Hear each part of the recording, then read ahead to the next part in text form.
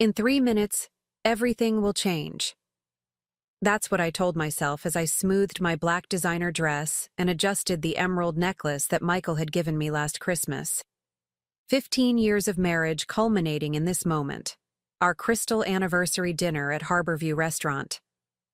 Before we jump back in, tell us where you're tuning in from, and if this story touches you, make sure you're subscribed, because tomorrow, I've saved something extra special for you. The waterfront view of Portland sparkled through floor to ceiling. Windows, almost as brightly as the diamond bracelet on Amanda Collins's wrist. The same bracelet I'd seen charged to our joint business account last month. I wasn't supposed to be early. I was always running late. Reliable, predictable Jennifer Howard, perpetually apologizing for keeping people waiting while juggling children and a growing company. But tonight was different. Tonight, I was 20 minutes early, sitting alone, at our reserved table, watching my husband and his executive assistant arrive together, her hand resting comfortably on his arm before they spotted me. The look on Michael's face, pure, unfiltered shock followed by panic, was worth the 12 months of silent investigation, the countless nights analyzing financial records, the strategic business moves he never noticed because he was too busy building a life with someone else. "Jen, you're early," he stammered, quickly putting professional distance between himself and Amanda. But it was too late. I'd already watched them exchange a kiss in the parking lot through the restaurant's windows. I'd already intercepted his text to her, earlier. "After dinner with Jen, we'll celebrate our own anniversary, 1 year of us." "I thought we could all have dinner together," I said calmly, gesturing to the empty seats, "since Amanda is apparently such an important part of our lives."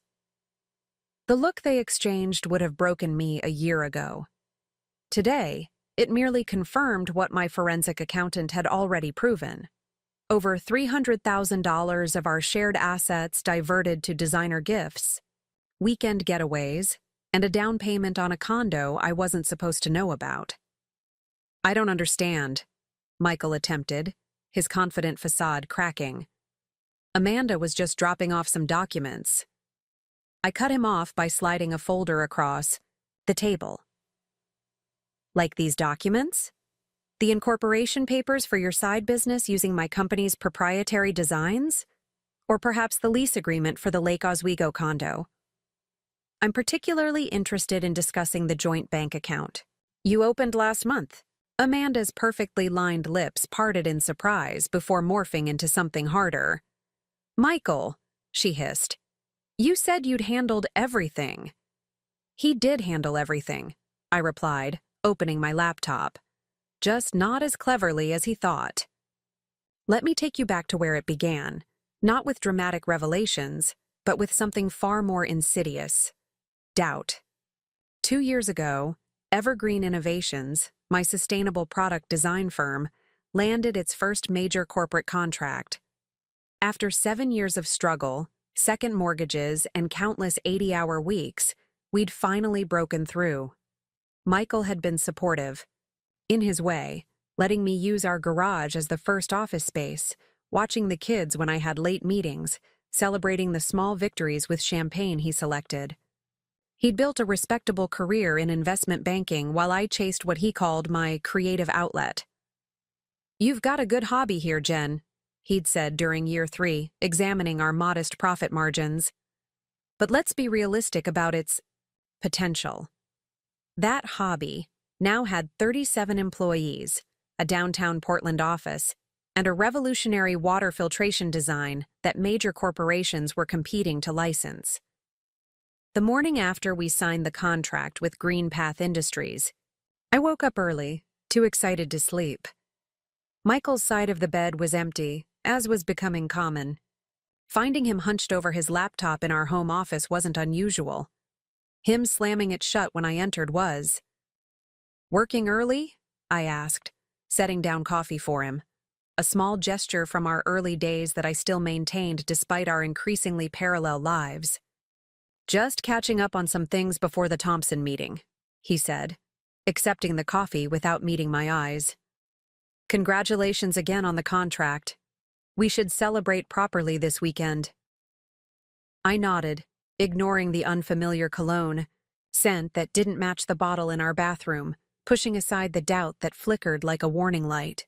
We'd built a life together. Our beautiful West Hills home with its view of Matt Hood. Our teenagers Tyler and Sophia with their academic achievements and sports trophies. The vacation cabin on the Oregon coast where we'd spent every summer creating memories. Michael had supported my dream in his way. I could overlook small inconsistencies, but as evergreen innovations grew, those inconsistencies multiplied.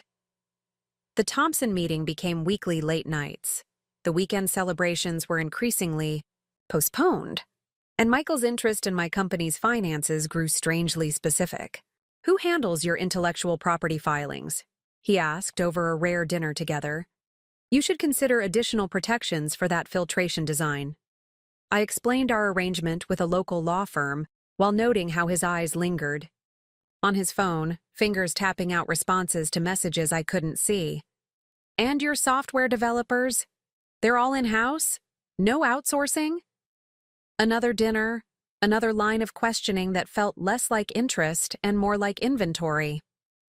Tyler noticed it first.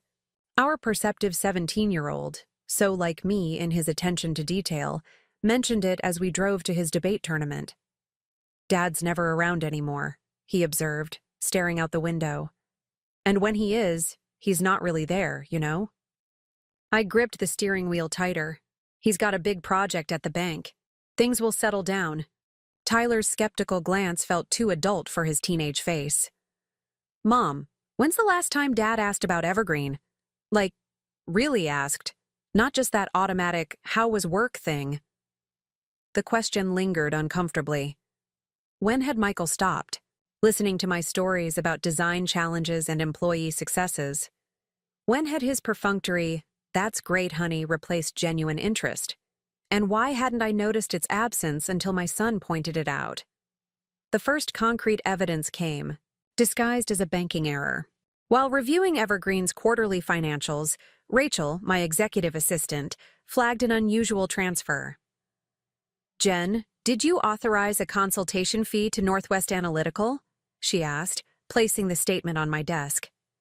"It's not in our vendor system, and I don't remember any contract." I stared at the $2,500 charge. The company name was vaguely familiar, but we certainly hadn't engaged them. Must be a mistake. I'll look into it. That evening, I mentioned it casually to Michael, over dinner, noting how he paused mid-bite before recovering. "Banking errors happen all the time," he said dismissively. "Just dispute the charge." I did dispute it, but also researched Northwest Analytical. The company had been incorporated just 6 months earlier, with a business address that matched a luxury condo building downtown. Something cold settled in my stomach, but I pushed it aside. I needed more information before jumping to conclusions. The next red flag appeared during Sophia's 15th birthday celebration. Michael received a call that pulled him away from the backyard party. Nothing unusual there. His clients often had financial emergencies. But when I brought a plate of cake to his office, intending to include him despite the interruption, I overheard his conversation. "The patent search is clean. Yes, we can move forward with the prototype. No, there's no risk of overlap. Trust me, I've verified everything personally." He ended the call abruptly when I entered, taking the cake with a distracted thanks before turning back to his computer. Patent searches weren't part of investment banking, and Michael had never shown interest in prototype development. Unless... I returned to the party, smiling for photos and singing "Happy Birthday" while my mind raced. That night, after the house, quieted, I did something I'd never done in 15 years of marriage. I searched Michael's desk. Most drawers contained what I expected: bank statements, insurance policies, our children's school records. But the locked bottom drawer, which yielded to a letter opener with surprising ease, contained something else entirely. Preliminary designs for a water filtration system remarkably similar to Evergreen's proprietary technology. My technology. The innovation I'd developed over 3 years of testing and refinement. The design that had finally put Evergreen on the map. The betrayal wasn't just personal, it was professional. Michael hadn't simply grown distant or uninterested. He was actively undermining the company I'd built. But why? And with whom? The answer came wrapped in designer perfume and Louboutin heels. Amanda Collins, the polished executive assistant Michael had hired 8 months ago. The woman he'd insisted on interviewing personally, overriding his firm's HR department. The same woman who now appeared in expense reports for business dinners that stretched late into the evening and weekend conferences in Seattle and Vancouver. I discovered their connection through social media, where Amanda had carelessly tagged locations that matched Michael's supposed business trips. A rooftop bar in Seattle when he claimed to be at a banking conference. Preparing and narrating this story took us a lot of time, so if you are enjoying it, subscribe to our channel. It means a lot to us. Now back to the story. A beachfront restaurant in Cannon Beach the weekend he told us he needed to catch up on quarterly reports. Each discovery should have devastated me. Instead, I felt something unexpected. Clarity. For the first time in years, the inconsistencies made sense. Michael's sudden interest in my company's intellectual property, the mysterious consultation fees, the late nights and weekend absences, the emotional distance that had grown so gradually. I'd hardly noticed its expansion.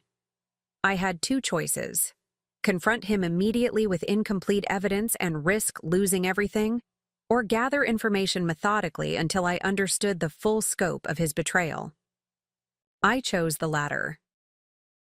"Diane, I need your absolute discretion," I told my best friend and business partner the following day, closing my office door. Diane Reynolds had been with me since Evergreen was just 2 desks in my garage. She knew the company's value better than anyone, and she knew my marriage almost as well.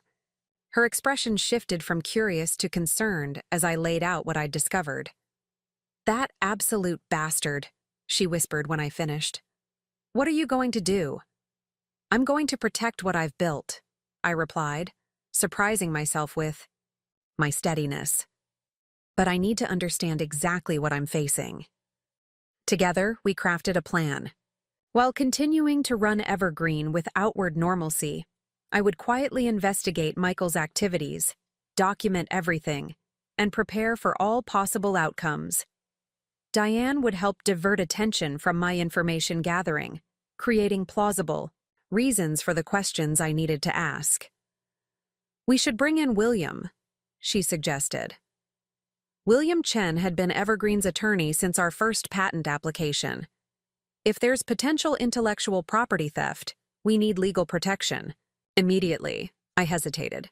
Involving William meant acknowledging that my marriage might be beyond saving, that Michael's betrayal might require legal remedy rather than emotional reconciliation. But Diane was right. This wasn't just about Michael and me anymore. It was about the company I'd built, the employees who depended on it, and the future I'd worked so hard to create. William's response was measured but decisive. "First, we secure your intellectual property with additional legal protections," he advised during our confidential meeting. "Second, we monitor for any attempts to use or market similar technology. Third, we document everything, every suspicious transaction, every unusual question, every inconsistency in Michael's behavior." "And if I find concrete evidence of theft?" I asked. William's expression was professionally neutral. "Then we discuss options for both corporate and personal protection." Over the next several months, I became a detective in my own life. I maintained our normal routines, family dinners when Michael was home, parent-teacher conferences for the kids, occasional social events with other couples. But beneath this normalcy, I was meticulously building a case. I hired a forensic accountant who discovered the shell company, Northwest Analytical, was just one of 3 entities Michael had created. Together, they'd received over $300,000 from our personal accounts and Evergreen's business operations through carefully disguised transactions. Money that had funded prototype development, patent applications, and living expenses for a life I wasn't part of. The technology theft became clearer through patent filings I discovered under one of Michael's shell companies. They hadn't simply copied Evergreen's designs. They'd made strategic modifications to avoid direct infringement while still capitalizing on our core innovation. It was clever, calculated, and absolutely deliberate. Most painful was the personal deception. Michael had created a narrative about me within his new relationship. The disinterested wife, too consumed with her hobby business to notice her husband's needs. The distracted mother who prioritized work over family. The convenient excuse for his infidelity and betrayal. I found evidence of this narrative in emails obtained through digital forensics.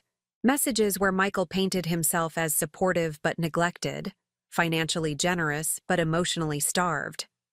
In one particularly revealing exchange with Amanda, he wrote, "Jen's too busy chasing corporate contracts to notice what's happening right under her nose. The irony is, she'll probably thank me for taking this financial burden off her hands once everything's settled." The financial burden was my company, the innovation I'd dedicated my life to building. In Michael's alternate reality, he was rescuing my intellectual property from my own incompetence, redirecting it toward more profitable channels where he and Amanda could benefit from my years of work. As the evidence mounted, so did my strategic planning. William helped me secure additional patents and trademarks to protect Evergreen's intellectual assets. The forensic accountant created a detailed map of Michael's financial maneuvers, identifying vulnerabilities in his scheme. And Diane worked with me to establish contingency plans for Evergreen, ensuring the company could weather whatever storm might come. Through it all, I maintained a careful facade. I asked Michael casual questions about his work, accepted his transparent excuses for absences, and pretended not to notice when he took calls in another room. I needed him complacent, needed him confident that his deception was succeeding. The children were another matter. Tyler's initial observation had evolved into obvious concern. He'd stopped bringing friends home, as if embarrassed by the palpable tension. Sophia retreated into academics and her phone, avoiding family interactions whenever possible. I couldn't tell them the truth, not yet, but I couldn't let them believe they were responsible for the fracturing household either. "Your dad and I are going through some things," I acknowledged during a rare moment when Michael was working late and both kids were home. "But none of it is your fault, and we both love you more than anything." Tyler's skeptical expression matched his tone. "Is that why he missed my debate finals? Because he loves me so much?" "He's dealing with work pressures," I replied automatically, the excuse worn thin from repetition. "He doesn't miss Amanda's birthday parties," Sophia muttered, scrolling through her phone.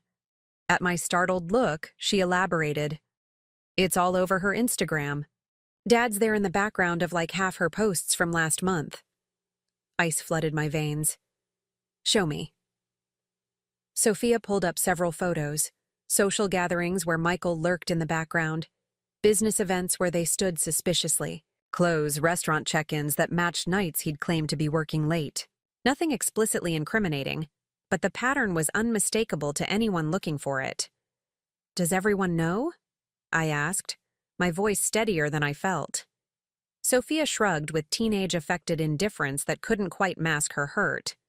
"Katie, Morgan's mom asked me about it at soccer practice. Said it was such a shame with fake sympathy voice." The humiliation burned, not just for me, but for my children, forced to navigate social fallout from their father's choices. The careful investigation I'd been conducting suddenly felt too slow, too methodical. I wanted to confront Michael immediately, to end the charade that was causing my children pain. But William's voice echoed in my mind. Emotional reactions rarely yield optimal outcomes. Strategic patience almost always does. I reminded myself that this wasn't just about exposing a cheating husband. It was about protecting a business, securing intellectual property, and ensuring financial stability for myself and my children. I needed to follow the plan. "I'm handling it," I told my children, drawing them into a tight hug. "I promise I'm handling everything." The final confirmation came from an unexpected source. Catherine Grant, wife of Michael's business partner Thomas, cornered me at a charity auction with wine-loosened inhibitions and misplaced compassion. "Jennifer, I've wanted to say something for months," she began, her expensive perfume not quite masking the scent of Chardonnay.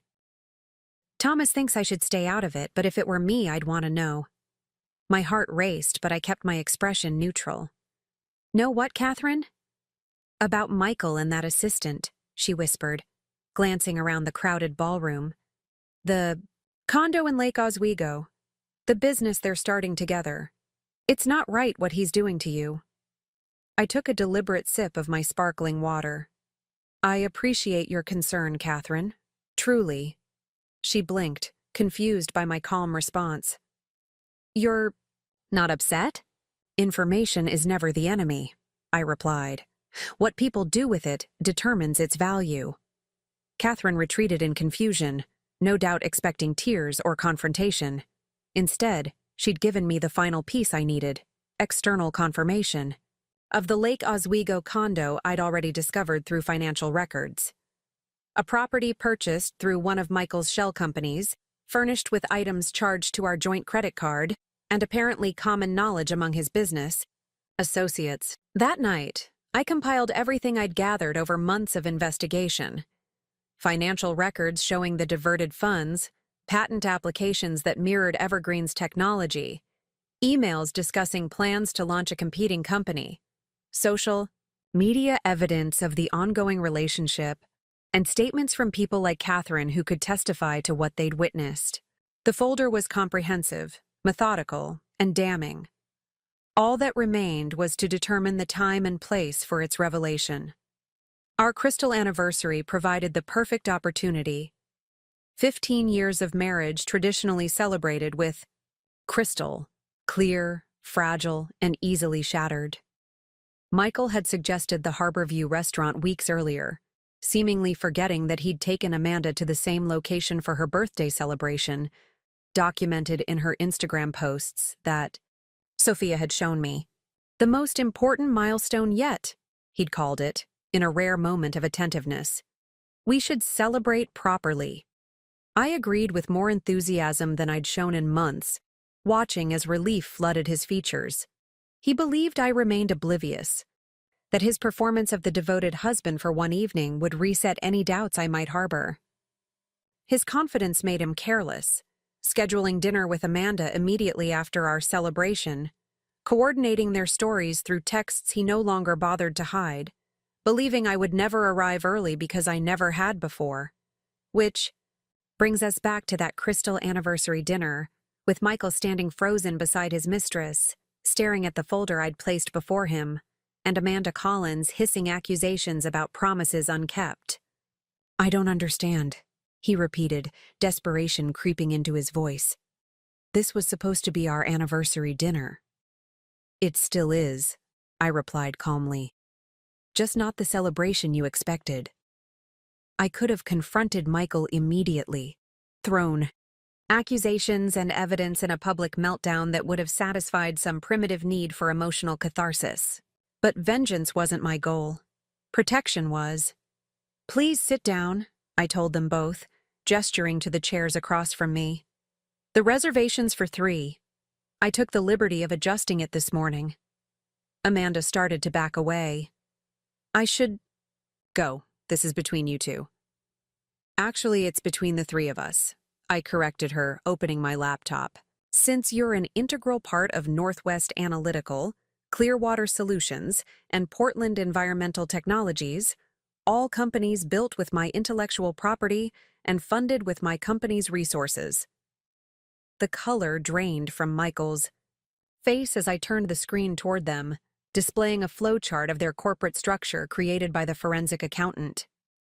Every shell company, every financial transaction, every connection meticulously documented. "That's not," Michael began, but Amanda cut him off. Lawyer, she snapped at him. We need to call James right now. I nodded appreciatively. Good. Instinct, Amanda. Legal counsel would be appropriate given the circumstances. I've already consulted mine. I slid business cards across the table. William Chen will be handling the intellectual property claims. Rebecca Matthews is managing the divorce proceedings. And the Portland Police Department has an open file regarding the financial fraud. The detective's contact information is there as well. Michael stared at the business cards as if they might explode. Police? Jen, you're overreacting. This is just a misunderstanding. A $300,000 misunderstanding? I interrupted, my voice still unnervingly calm. Or perhaps you're referring to the patent applications that mysteriously mirror Evergreen's proprietary technology. Maybe the misunderstanding. Is the condo lease listing both of you as occupants, paid for with our joint funds? Amanda's composure cracked first. You said she didn't know anything, she accused Michael. You promised me she was clueless. She was, he muttered, then caught himself. I mean, there's nothing to know. Jennifer, you're making connections. That don't exist. I turned to Amanda. He told you I was clueless? That I wouldn't notice hundreds of thousands of dollars missing or my own technology being stolen? I smiled without warmth. Did he mention I built a multi-million-dollar company? From nothing while raising our children? Does that sound like someone who doesn't pay attention to details? Doubt flickered across her face as she reassessed me. Gone was the distracted, frumpy wife Michael had described in their emails.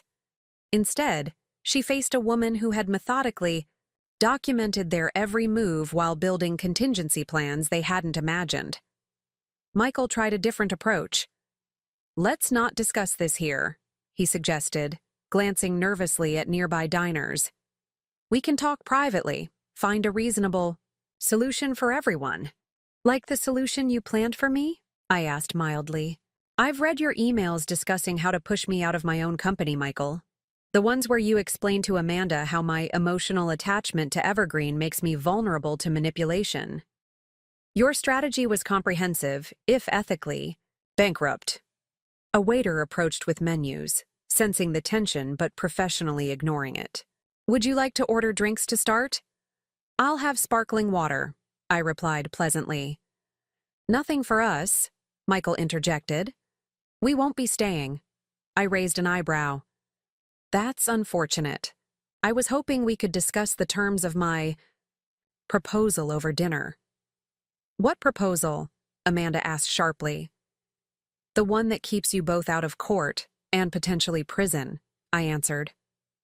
Since you're so eager to be part of my business, I thought you might appreciate the opportunity to do so legally. That caught their attention. Michael leaned forward, desperation battling with calculation in his expression. What exactly are you suggesting? I outlined my terms with the precision I'd use to build Evergreen. Full financial restitution of all diverted funds, signed agreements transferring any competing patents or technologies back to my company, Michael's resignation from Northwest, financial to eliminate ongoing conflicts of interest, and a divorce settlement that acknowledged his attempted theft. In exchange, I concluded, I won't press charges for intellectual property theft or financial fraud. You'll retain your professional reputation, if not your integrity. And you can continue whatever personal arrangement you've established without my involvement. Amanda studied me suspiciously. Why would you offer this instead of destroying him? You have enough evidence. Because revenge is inefficient, I replied truthfully. It consumes resources better invested elsewhere. I've built something valuable once. I won't waste time destroying what doesn't matter when I could be building something even better. Michael's relief was palpable and premature. We can make this work, he said eagerly. I'll transfer everything back, the money, the patents, all of it. I haven't finished, I interrupted.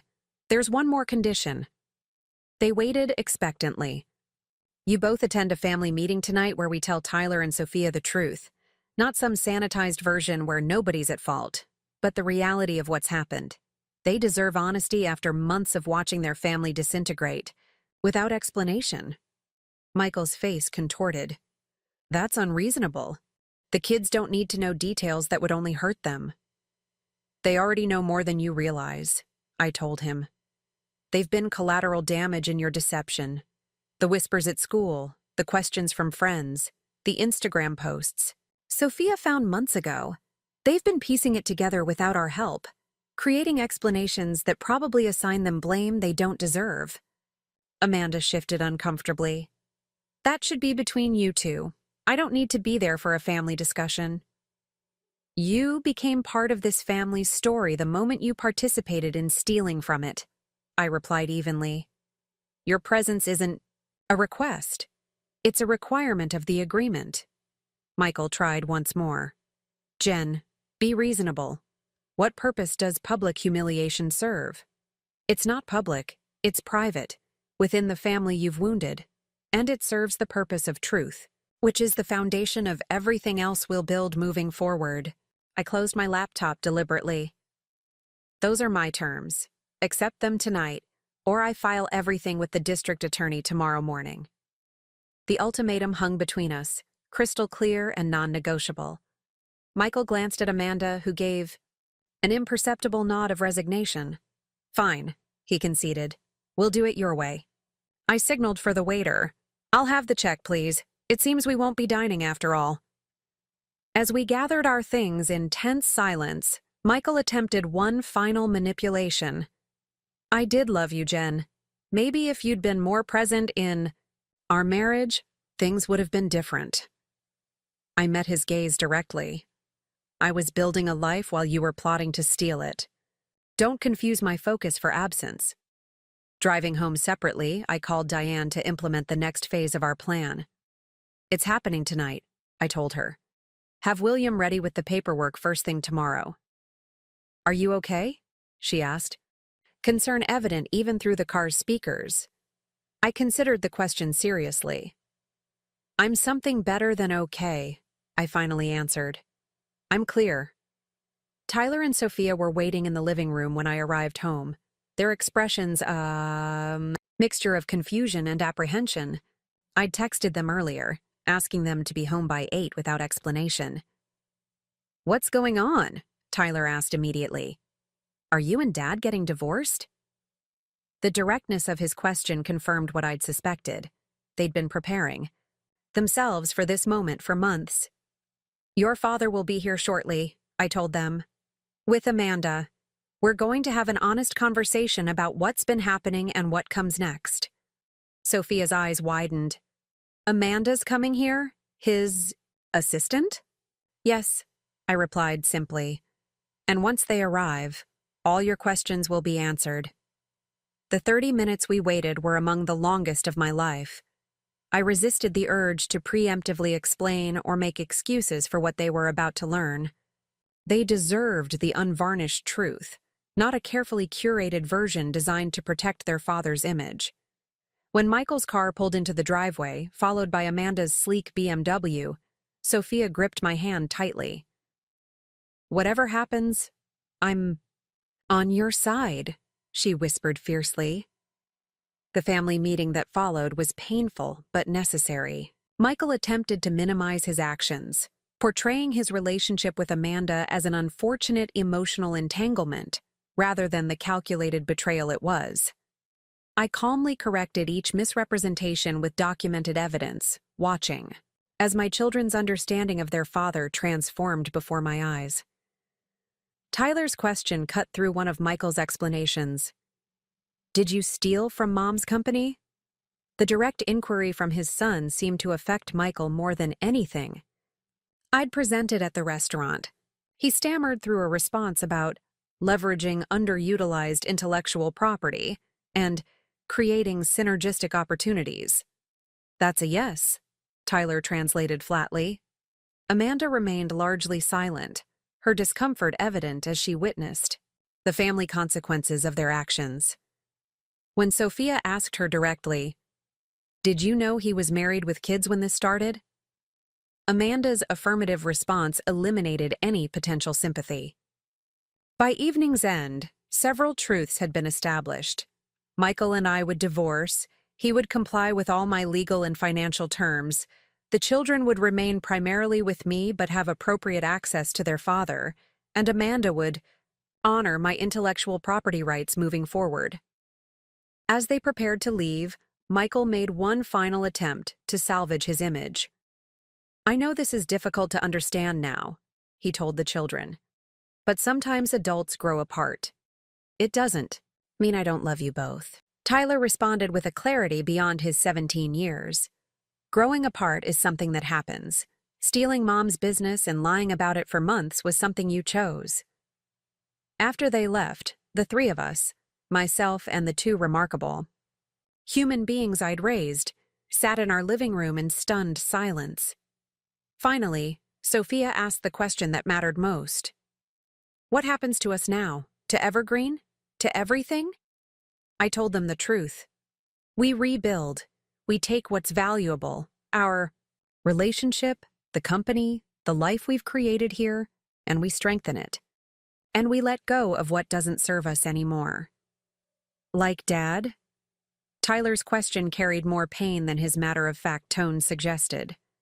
"Your relationship with your father is yours to determine," I told him carefully. "My relationship with him has changed permanently."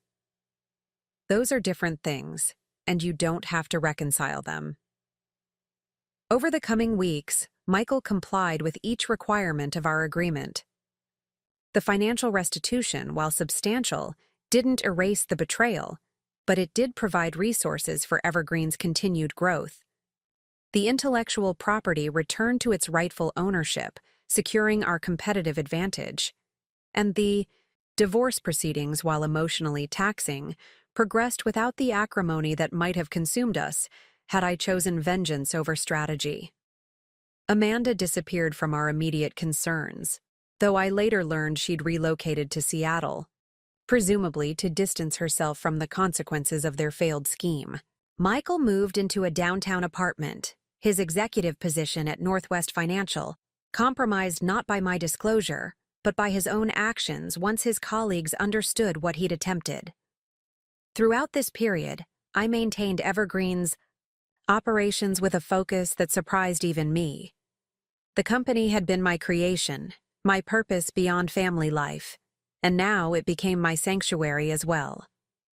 Each strategic decision, each product innovation, each successful client acquisition reinforced what Michael had failed to understand. I hadn't been distracted by my company, I had been fulfilled by it. 6 months after the crystal anniversary, dinner that shattered our marriage, Evergreen Innovations secured its largest contract yet, a national distribution agreement that would triple our annual revenue. The executive team gathered in our conference room to celebrate, champagne flowing as we toasted the achievement. "To Jennifer Howard," Diane announced, raising her glass, "who built something extraordinary while facing extraordinary challenges." The applause from my colleagues, people who had witnessed my professional journey without knowing all the personal details, brought unexpected tears to my eyes. Not from sadness or lingering hurt, but from the profound realization that I had never been the woman Michael described in those damning emails. I hadn't been distracted or incompetent or blind. I had been focused, capable, and strategic. Qualities that served me in business and, ultimately, in protecting myself from betrayal. Later that evening, as I sat on my back deck watching the sunset paint Mount Hood in brilliant oranges and pinks, Tyler joined me with 2 glasses of lemonade. "Mom," he began, uncharacteristically hesitant, "I've been thinking about changing my college plans." I turned to him with curiosity. He'd been set on attending his father's alma mater since childhood, a path Michael had encouraged with stories of fraternity adventures and business connections. "Instead of business school," he continued, "I'm considering environmental engineering, with a focus on water systems." The significance wasn't lost on me. "Because of Evergreen?" He nodded. watching you build something that actually helps people, that solves real problems. It made me realize I want to create solutions, not just manage money. I hugged him fiercely, recognizing the gift hidden within the painful months we'd endured. My children had witnessed not just the betrayal of trust, but also the power of purpose. They'd seen what it meant to build rather than take, to create rather than scheme. As Tyler returned inside, my phone chimed with a notification. A text from Michael, our communication now limited to practical matters regarding the children or final divorce details. Heard about the distribution contract. Congratulations! You've always been capable of more than I gave you credit for. I considered responding, but ultimately set the phone aside without replying.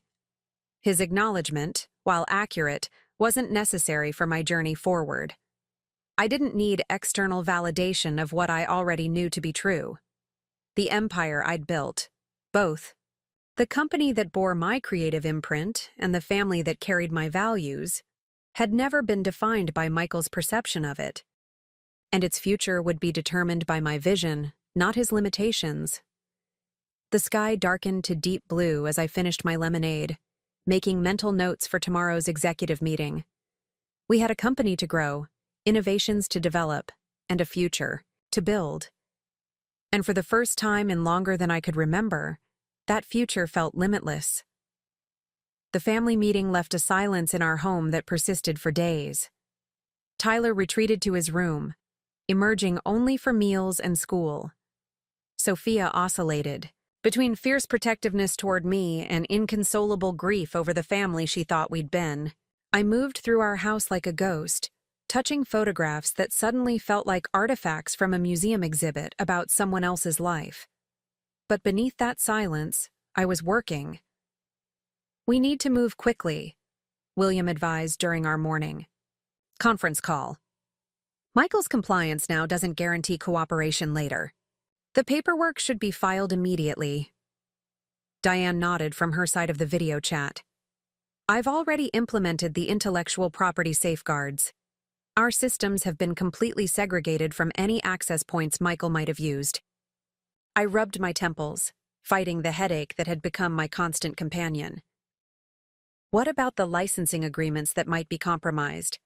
The ones where Michael had input on the contract language. William's expression remained professionally neutral, but I caught the flicker of concern. We're reviewing all documents he might have influenced.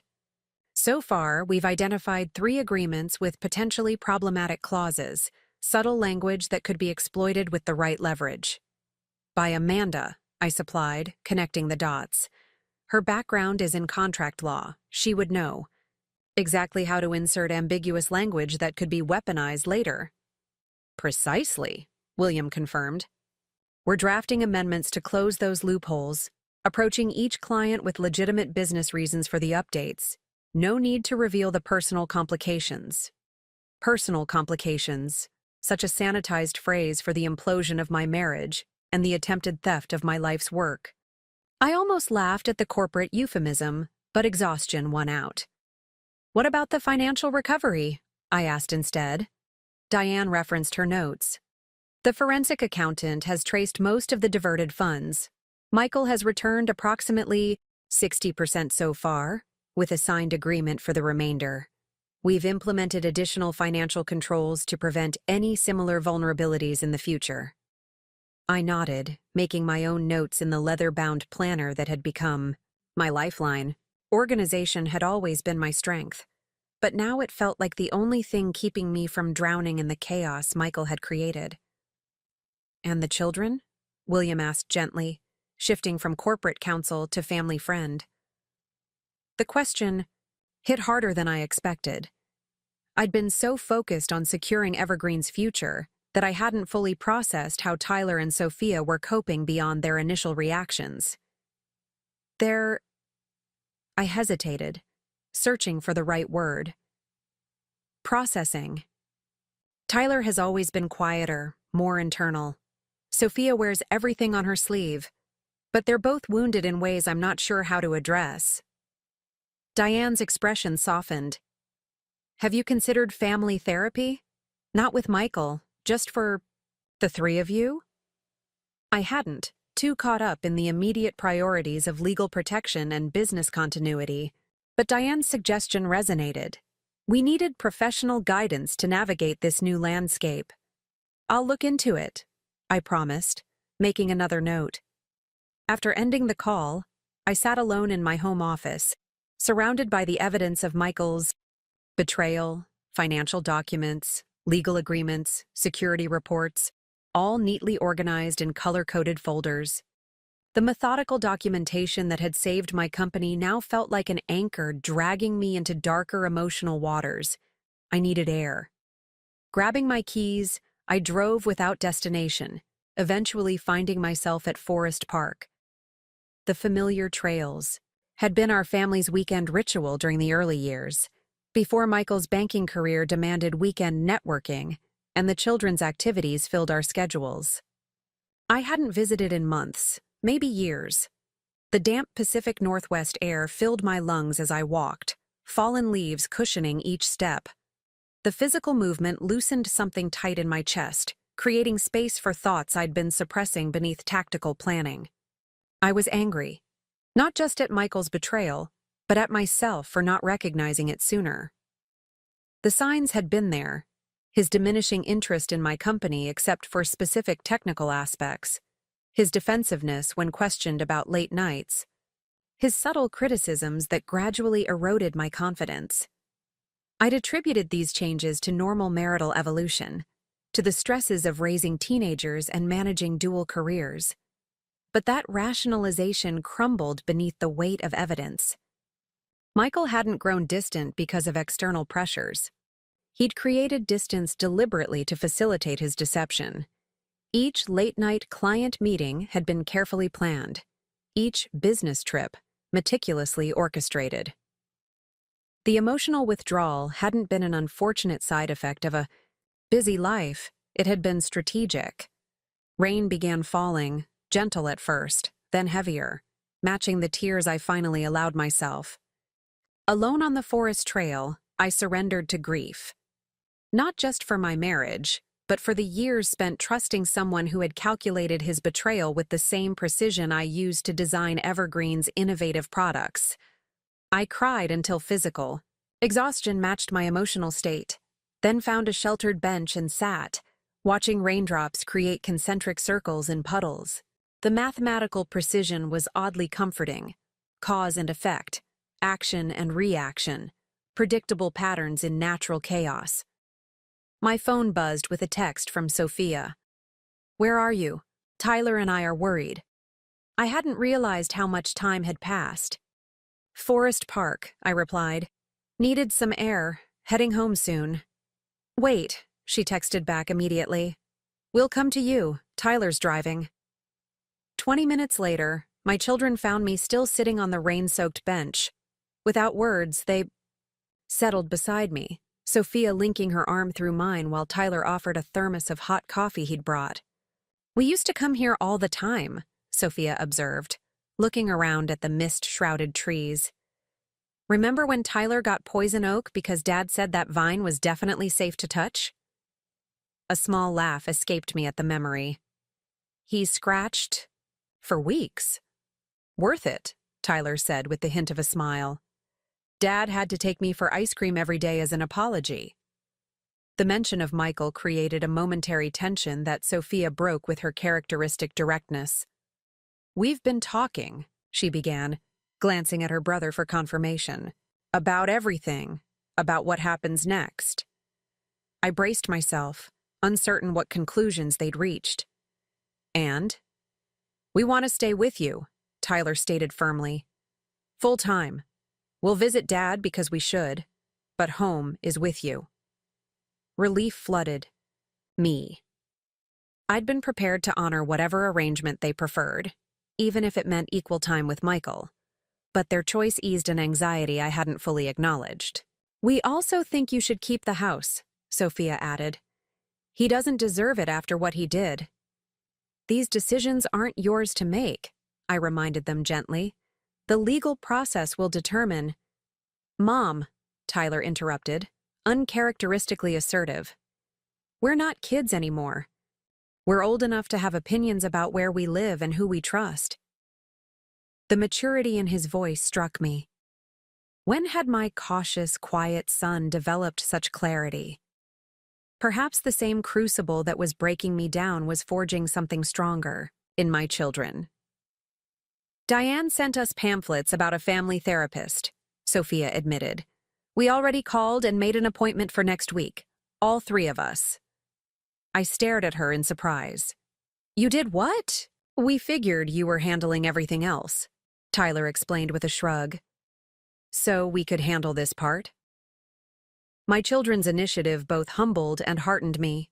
While I'd been focusing on securing our financial and legal future, they'd been addressing our emotional one.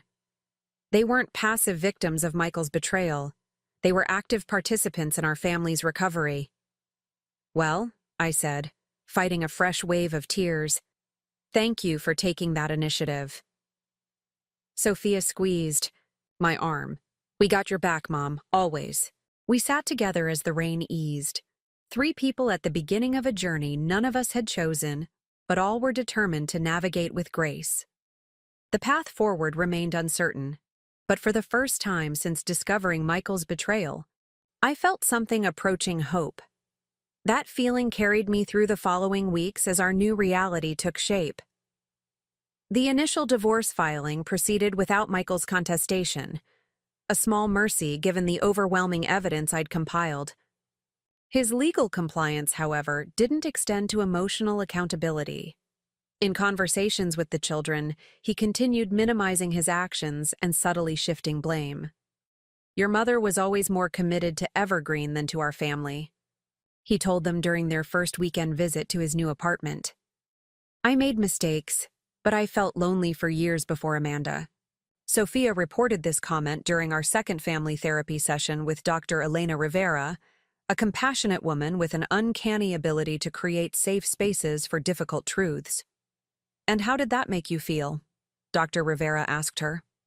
Sophia twisted her friendship bracelet, a nervous habit since childhood. Angry and confused. Because Mom worked a lot, but she never missed my dance recitals or Tyler's debates. She was always there for the important stuff. Yeah, Tyler agreed. Dad's the one who started skipping things. Remember when he couldn't come to my science fair because of a client emergency? Now I wonder if that was even true. The therapist turned to me. Jennifer, how do you feel hearing your children's observations? I considered my answer carefully, conscious of balancing honesty with appropriate boundaries. Validated, I admitted finally. And sad that they're questioning every excuse their father ever gave them. That's an unfair burden for them to carry. It's not a burden we're carrying because of you, Tyler clarified. It's because of what he did. Dr. Rivera nodded. That's an important distinction, Tyler. Acknowledging where responsibility truly lies is part of healthy processing. These sessions became our weekly anchor, a protected time when the 3 of us could express fears and frustrations without judgment. Dr. Rivera helped us develop communication tools for navigating our new family dynamics, emphasizing that relationships could be redefined rather than simply broken. Your family isn't ending, she reminded us. It's transforming. And transformation, while painful, can ultimately lead to something stronger than before. I wanted to believe her, especially on days when the weight of Michael's betrayal threatened to crush my rebuilt confidence. Those moments still ambushed me occasionally, finding his forgotten cufflink in a drawer, overhearing colleagues mention his name, driving past restaurants where we'd celebrated anniversaries. Each reminder triggered a cascade of doubt. How had I missed the signs? What could I have done differently? Was I partly responsible for the breakdown of our marriage?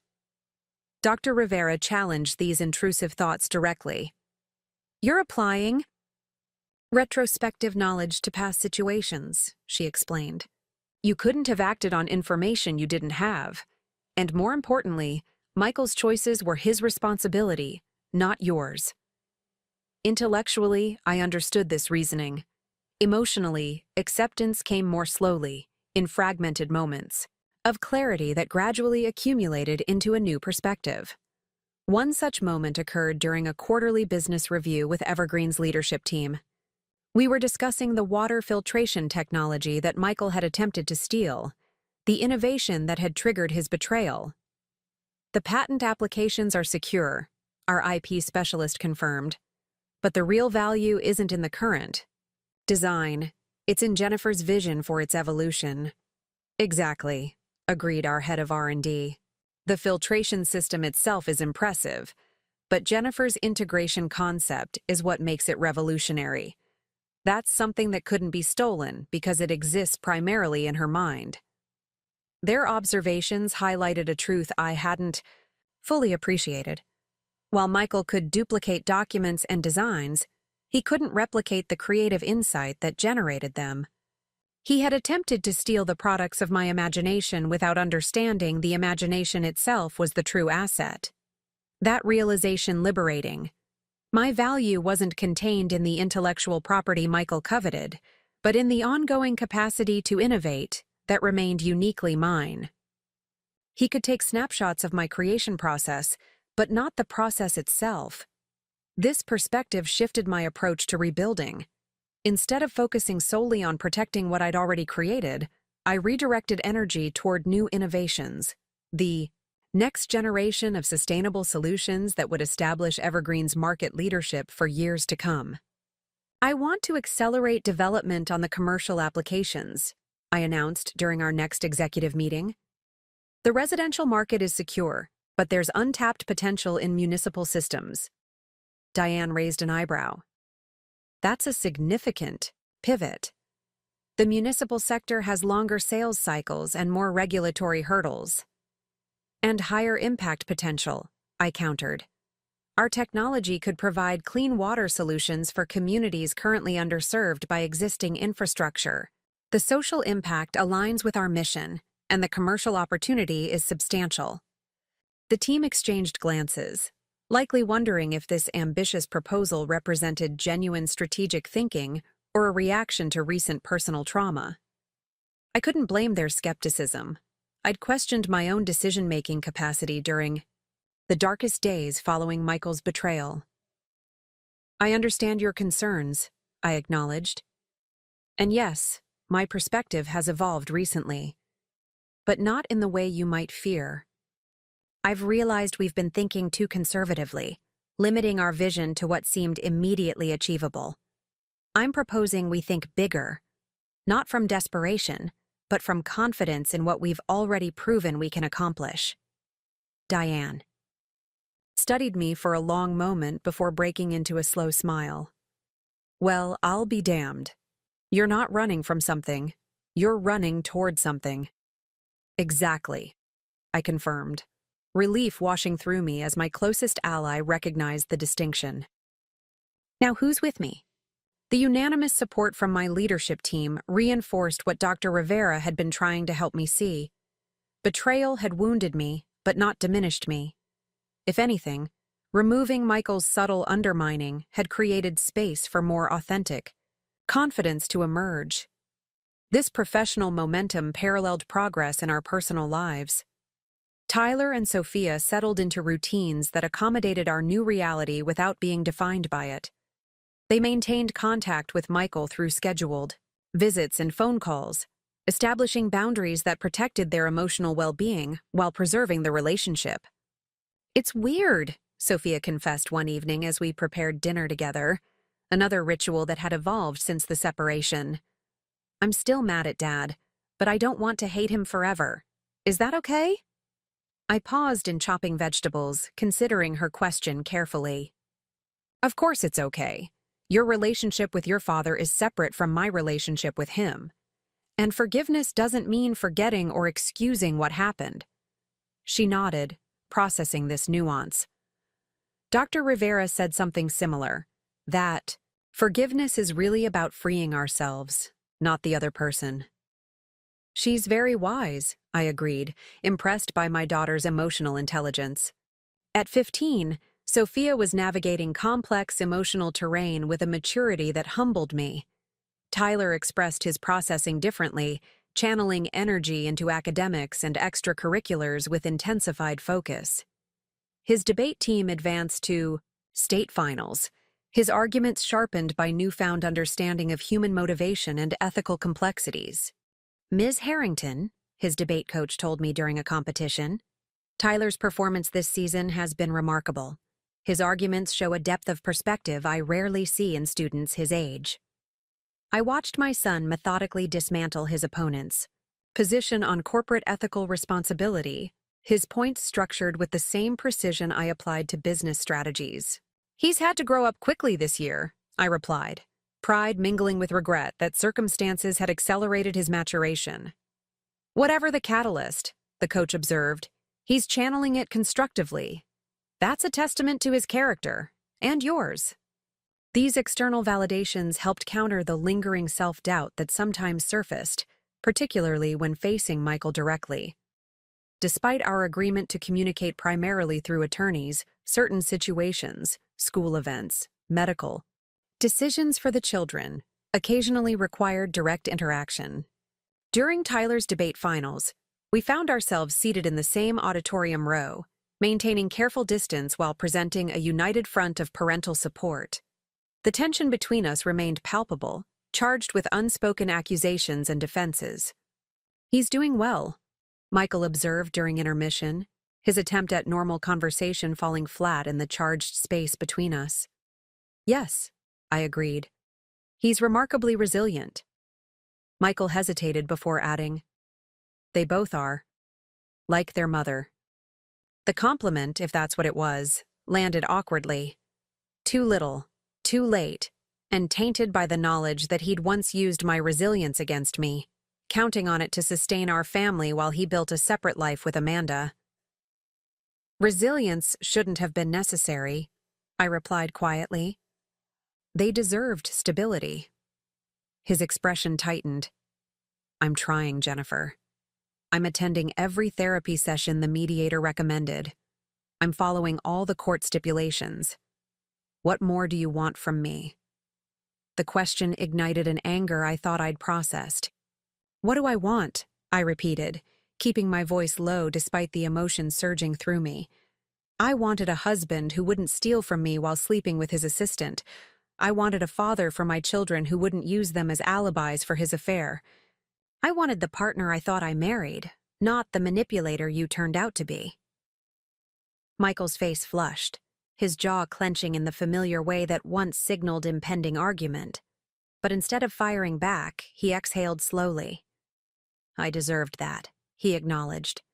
And more. I know it doesn't change anything, but I am sorry, Jennifer.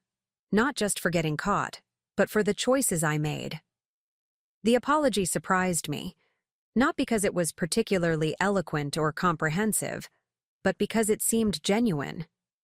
In our 15 years together, Michael had rarely admitted fault without qualification. Even his initial responses to the evidence I'd gathered had been defensive rather than contrite. Why now? I asked, genuinely curious about the shift. He glanced toward the stage where Tyler would soon return to deliver his final argument. Therapy, partly, but mostly watching the kids navigate this mess I created. They're showing more integrity than I did, and it's illuminating. Before I could respond, the lights dimmed for the next round. We returned to our seats in silence, the conversation unfinished but somehow altered. Michael's acknowledgement didn't erase the harm he'd caused, but it suggested a capacity for growth I'd stopped believing he possessed. This glimpse of potential accountability complicated my emotional landscape. The clean narrative of villain and victim that had organized my understanding became more nuanced, requiring adjustments to my healing process. Dr. Rivera helped me navigate this complexity in our individual sessions, which complemented the family therapy. Acknowledging his regret doesn't obligate you to forgive prematurely, she reminded me. And recognizing his humanity doesn't minimize the impact of his actions. Then why does it feel confusing? I asked, frustrated by my own conflicted response. Part of me wants to hold on to the anger because it feels protective. Anger often serves that purpose during healing, she agreed. It creates emotional distance when boundaries have been violated. But eventually, most people find that sustained anger requires energy they'd rather invest elsewhere. Her perspective resonated, especially as Evergreen's expansion demanded increasing focus. The municipal water initiative I'd proposed had gained traction faster than anticipated, with 2 pilot projects approved and preliminary discussions, with international development organizations exploring applications in water-stressed regions. This growth necessitated organizational changes, including a reconfigured leadership structure and additional capital investment. I spent long hours with financial advisors evaluating options, conscious that decisions made now would shape Evergreen's trajectory for years. Private equity remains interested, our CFO reported during a strategy session, but they're pushing for aggressive expansion timelines that might compromise our sustainability values. What about strategic partnerships? I suggested. Companies already aligned with our mission who could provide capital without pressuring us to sacrifice core principles. This approach yielded promising conversations with GreenPath Industries, the corporation that had signed our first major contract 2 years earlier. Their CEO, Catherine Lin, shared my commitment to environmental impact alongside financial success. Your municipal water concept aligns perfectly with our infrastructure initiatives, she observed during our initial discussion. There's potential for significant synergy without either company compromising its identity. As negotiations progressed, I found myself energized by possibilities that hadn't existed before my personal crisis. The betrayal that could have destroyed both my marriage and company had instead created space for more authentic vision, personally and professionally.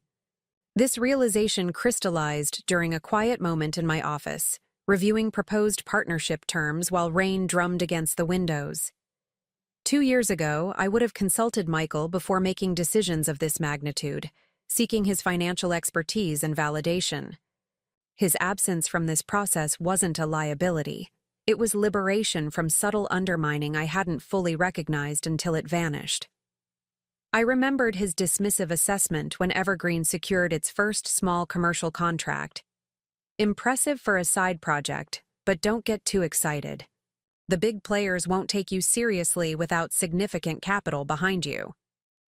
At the time, I'd accepted his tempering of my enthusiasm as pragmatic wisdom from his banking experience. Now I recognized it as something else. Limitation disguised as guidance, doubt masquerading as protection. Whether conscious or not, Michael had consistently framed my ambitions within boundaries he controlled, encouraging enough success to reflect well on him without threatening the dynamic where his career remained primary. The partnership proposal, before me, represented stepping beyond those artificial limitations. GreenPath's investment would fuel Evergreen's expansion while maintaining my controlling interest and decision-making authority. The municipal water initiative could scale globally, potentially transforming communities while establishing Evergreen as an industry leader in sustainable infrastructure. I signed the preliminary agreement with steady hands, no longer needing external validation to trust my business instincts. The confidence that had once been undermined by Michael's subtle criticisms had reconstituted itself, stronger for having been tested. This professional milestone coincided with a personal one, finalizing the divorce agreement. After months of negotiation through attorneys, Michael ultimately accepted terms that acknowledged his attempted appropriation of my intellectual property while allowing him to maintain professional dignity. "He's being surprisingly reasonable," William observed during our final review of the settlement documents. "I expected more resistance on the financial provisions." "I think he wants this chapter closed as much as I do," I replied, signing where indicated. And the evidence I gathered didn't leave much room for negotiation. With those signatures, 15 years of marriage ended officially, though the emotional conclusion had occurred months earlier. I expected to feel something momentous, grief or relief or both, but instead experienced a quiet sense of completion, like closing a book whose story had already reached its natural conclusion. That evening, I invited Diane to join the children and me for dinner, transforming the legal milestone into a small celebration of our collective resilience. We ordered from our favorite Thai restaurant, set the dining room table with the good dishes, and opened a bottle of champagne, with small glasses of sparkling cider for Tyler and Sophia. To new chapters, Diane proposed, raising her glass. And to the family that remained standing when the smoke cleared. Sophia lifted her cider. And to Mom, who showed us what real strength looks like. Tyler, never comfortable with emotional declarations, added simply, to moving forward.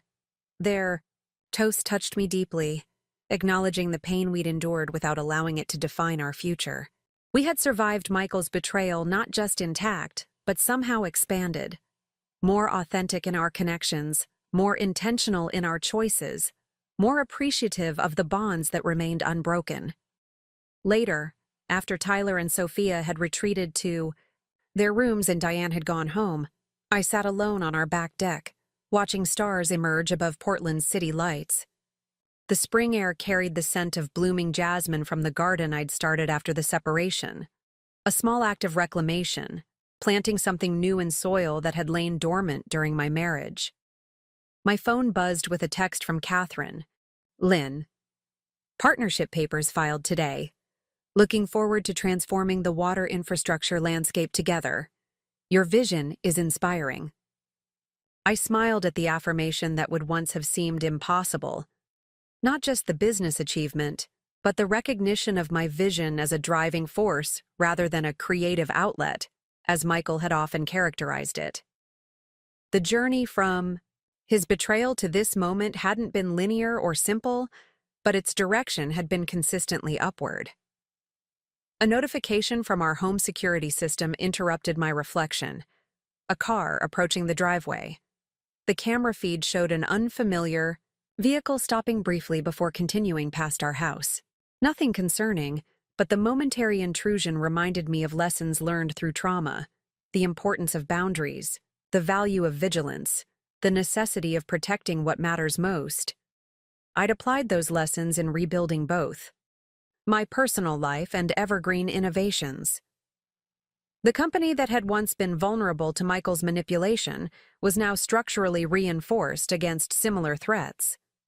The family that had nearly fractured under the weight of his betrayal had reconstituted itself with stronger bonds, and I had emerged with clearer vision about my own worth and capabilities. The evening's quiet was broken by Sophia's voice from the doorway. "Can't sleep?" she asked, wrapping herself in a blanket as she joined me on the deck. "Just thinking," I replied, making room for her on the outdoor sofa. "About how much has changed this year." She leaned against my shoulder, her warmth a tangible reminder of what remained constant despite everything that had shifted. "Good changes or bad ones?" I considered her question seriously. "Both, but mostly good ones, in the long run. We've all grown in ways we might not have otherwise. That's what Dr. Rivera calls post-traumatic growth," Sophia observed. "When bad stuff happens, but you end up stronger because of it." I smiled at my daughter's casual wisdom. Exactly, though I wouldn't have chosen this particular growth catalyst. "Me neither," she agreed. "But I like who we're becoming, especially you, Mom." "Me?" I turned to study her expression. "Yeah, you're different now, more confident or something, like you don't second-guess yourself the way you used to." Her perception startled me. I hadn't realized my internal recalibration was visible to others, especially my children. I didn't know it showed. "It totally shows," she assured me. "Tyler and I were talking about it yesterday. How you used to always check with Dad before making decisions, even though you were usually right in the first place. Now you just know what you want and go for it." Her observation captured precisely what had changed, not just circumstantially, but essentially. Michael's betrayal had forced me to trust my own judgment when his proved fatally flawed. That necessity had become liberation, revealing strengths that had always existed beneath layers of accommodation and compromise. "I'm still figuring it out," I admitted. "Some days are harder than others." That's okay, Sophia replied with the simple certainty of youth. We're all figuring it out together. We sat in comfortable silence as the night deepened around us. Mother and daughter at the midpoint of a journey neither of us had chosen, but both were navigating with growing confidence. The path forward remained imperfect and occasionally uncertain, but unmistakably ours, shaped by our choices rather than Michael's betrayal. And in that moment, watching stars with my daughter while my son slept safely inside and my company expanded beyond previous imagination, I recognized the ultimate truth of this difficult chapter. Michael's greatest miscalculation hadn't been underestimating my business acumen or investigative persistence, but failing to understand that the empire he attempted to steal was never contained in patents or products. It existed in resilience, in creativity, in relationships built on authentic connection rather than manipulation, in the capacity to transform betrayal into growth and limitation into possibility. He had tried to appropriate what I'd built without recognizing that the true power lay in the ability to build in the first place, an ability that remained uniquely mine, strengthened rather than diminished by the very challenges intended to defeat it. That realization wasn't just healing, it was transformative. The business empire I continued building would reflect this hard-won wisdom, not just in its structure and strategies, but in its fundamental purpose, creating solutions that expanded possibility rather than exploiting vulnerability. The personal life I was reconstructing would embody the same principles, with boundaries that protected without isolating and connections that supported without constraining. As Sophia eventually returned inside and I prepared to follow, I paused for one final moment under the stars, acknowledging both the pain and possibility of this pivotal year. The anniversary dinner that had revealed Michael's betrayal had indeed changed everything, just not in the way he and Amanda had planned. Their demand for half of what I'd built had catalyzed a reckoning that ultimately doubled its value. Not through vengeance or retribution, but through the clarity that comes from removing what no longer serves growth. Like pruning damages branches. To strengthen the whole tree, eliminating Michael's toxic influence had created space for more authentic flourishing, personally and professionally. That growth continued unfolding, its direction determined not by what had been lost, but by what remained uncompromised. My vision, my values, and my capacity to build something meaningful from whatever materials life provided. Even the broken pieces of betrayal. The Green Path partnership transformed Evergreen from a promising regional company into a national contender almost overnight. With Catherine Lynn's backing, we secured municipal contracts in 3 major West Coast cities, each implementation serving as a showcase for our water filtration technology. Suddenly, I wasn't just running the business I'd built from my garage. I was leading a rapidly expanding enterprise with real-world impact that stretched far beyond Portland. The Sacramento implementation is exceeding efficiency projections. By 17%, Rachel reported during our quarterly review meeting. Their utility department is already asking about expanding to additional districts. Diane nodded appreciatively. And the Portland pilot has generated inquiries from 5 other municipalities. We're going to need a dedicated government relations team if this momentum continues. I studied the growth projections on my tablet, a mixture of pride and apprehension washing over me. The numbers represented validation of everything I'd fought to protect from Michael's attempted theft, but they also signaled a fundamental shift in Evergreen's scale and complexity. We were approaching an inflection point that would require significant organizational changes and force me to evolve as a leader. We need to restructure, I acknowledged, setting down my tablet. Our current management approach won't scale with this growth trajectory. The executive team exchanged glances, likely relieved I'd recognized the elephant in the room. Evergreen had operated as an extension of my vision since inception, with decision-making centralized around my direct involvement. That model had worked when we were smaller, but it had become a bottleneck to expansion. I've been thinking about this, Diane ventured. What if we organized around core functions with greater autonomy? Research and development, implementation, client services, each with dedicated leadership reporting to you? And you need a COO, added our CFO, Marcus Tanner, a recent hire from a larger environmental services firm. Someone to manage daily operations while you focus on strategic direction and external relationships. Their suggestions made practical sense, but represented another layer of separation between me and the company that had been my primary focus for so long. Relinquishing direct control of daily decisions felt both necessary and unsettling, like sending a child to college, essential for growth but emotionally complex. You're right, I admitted after a thoughtful pause.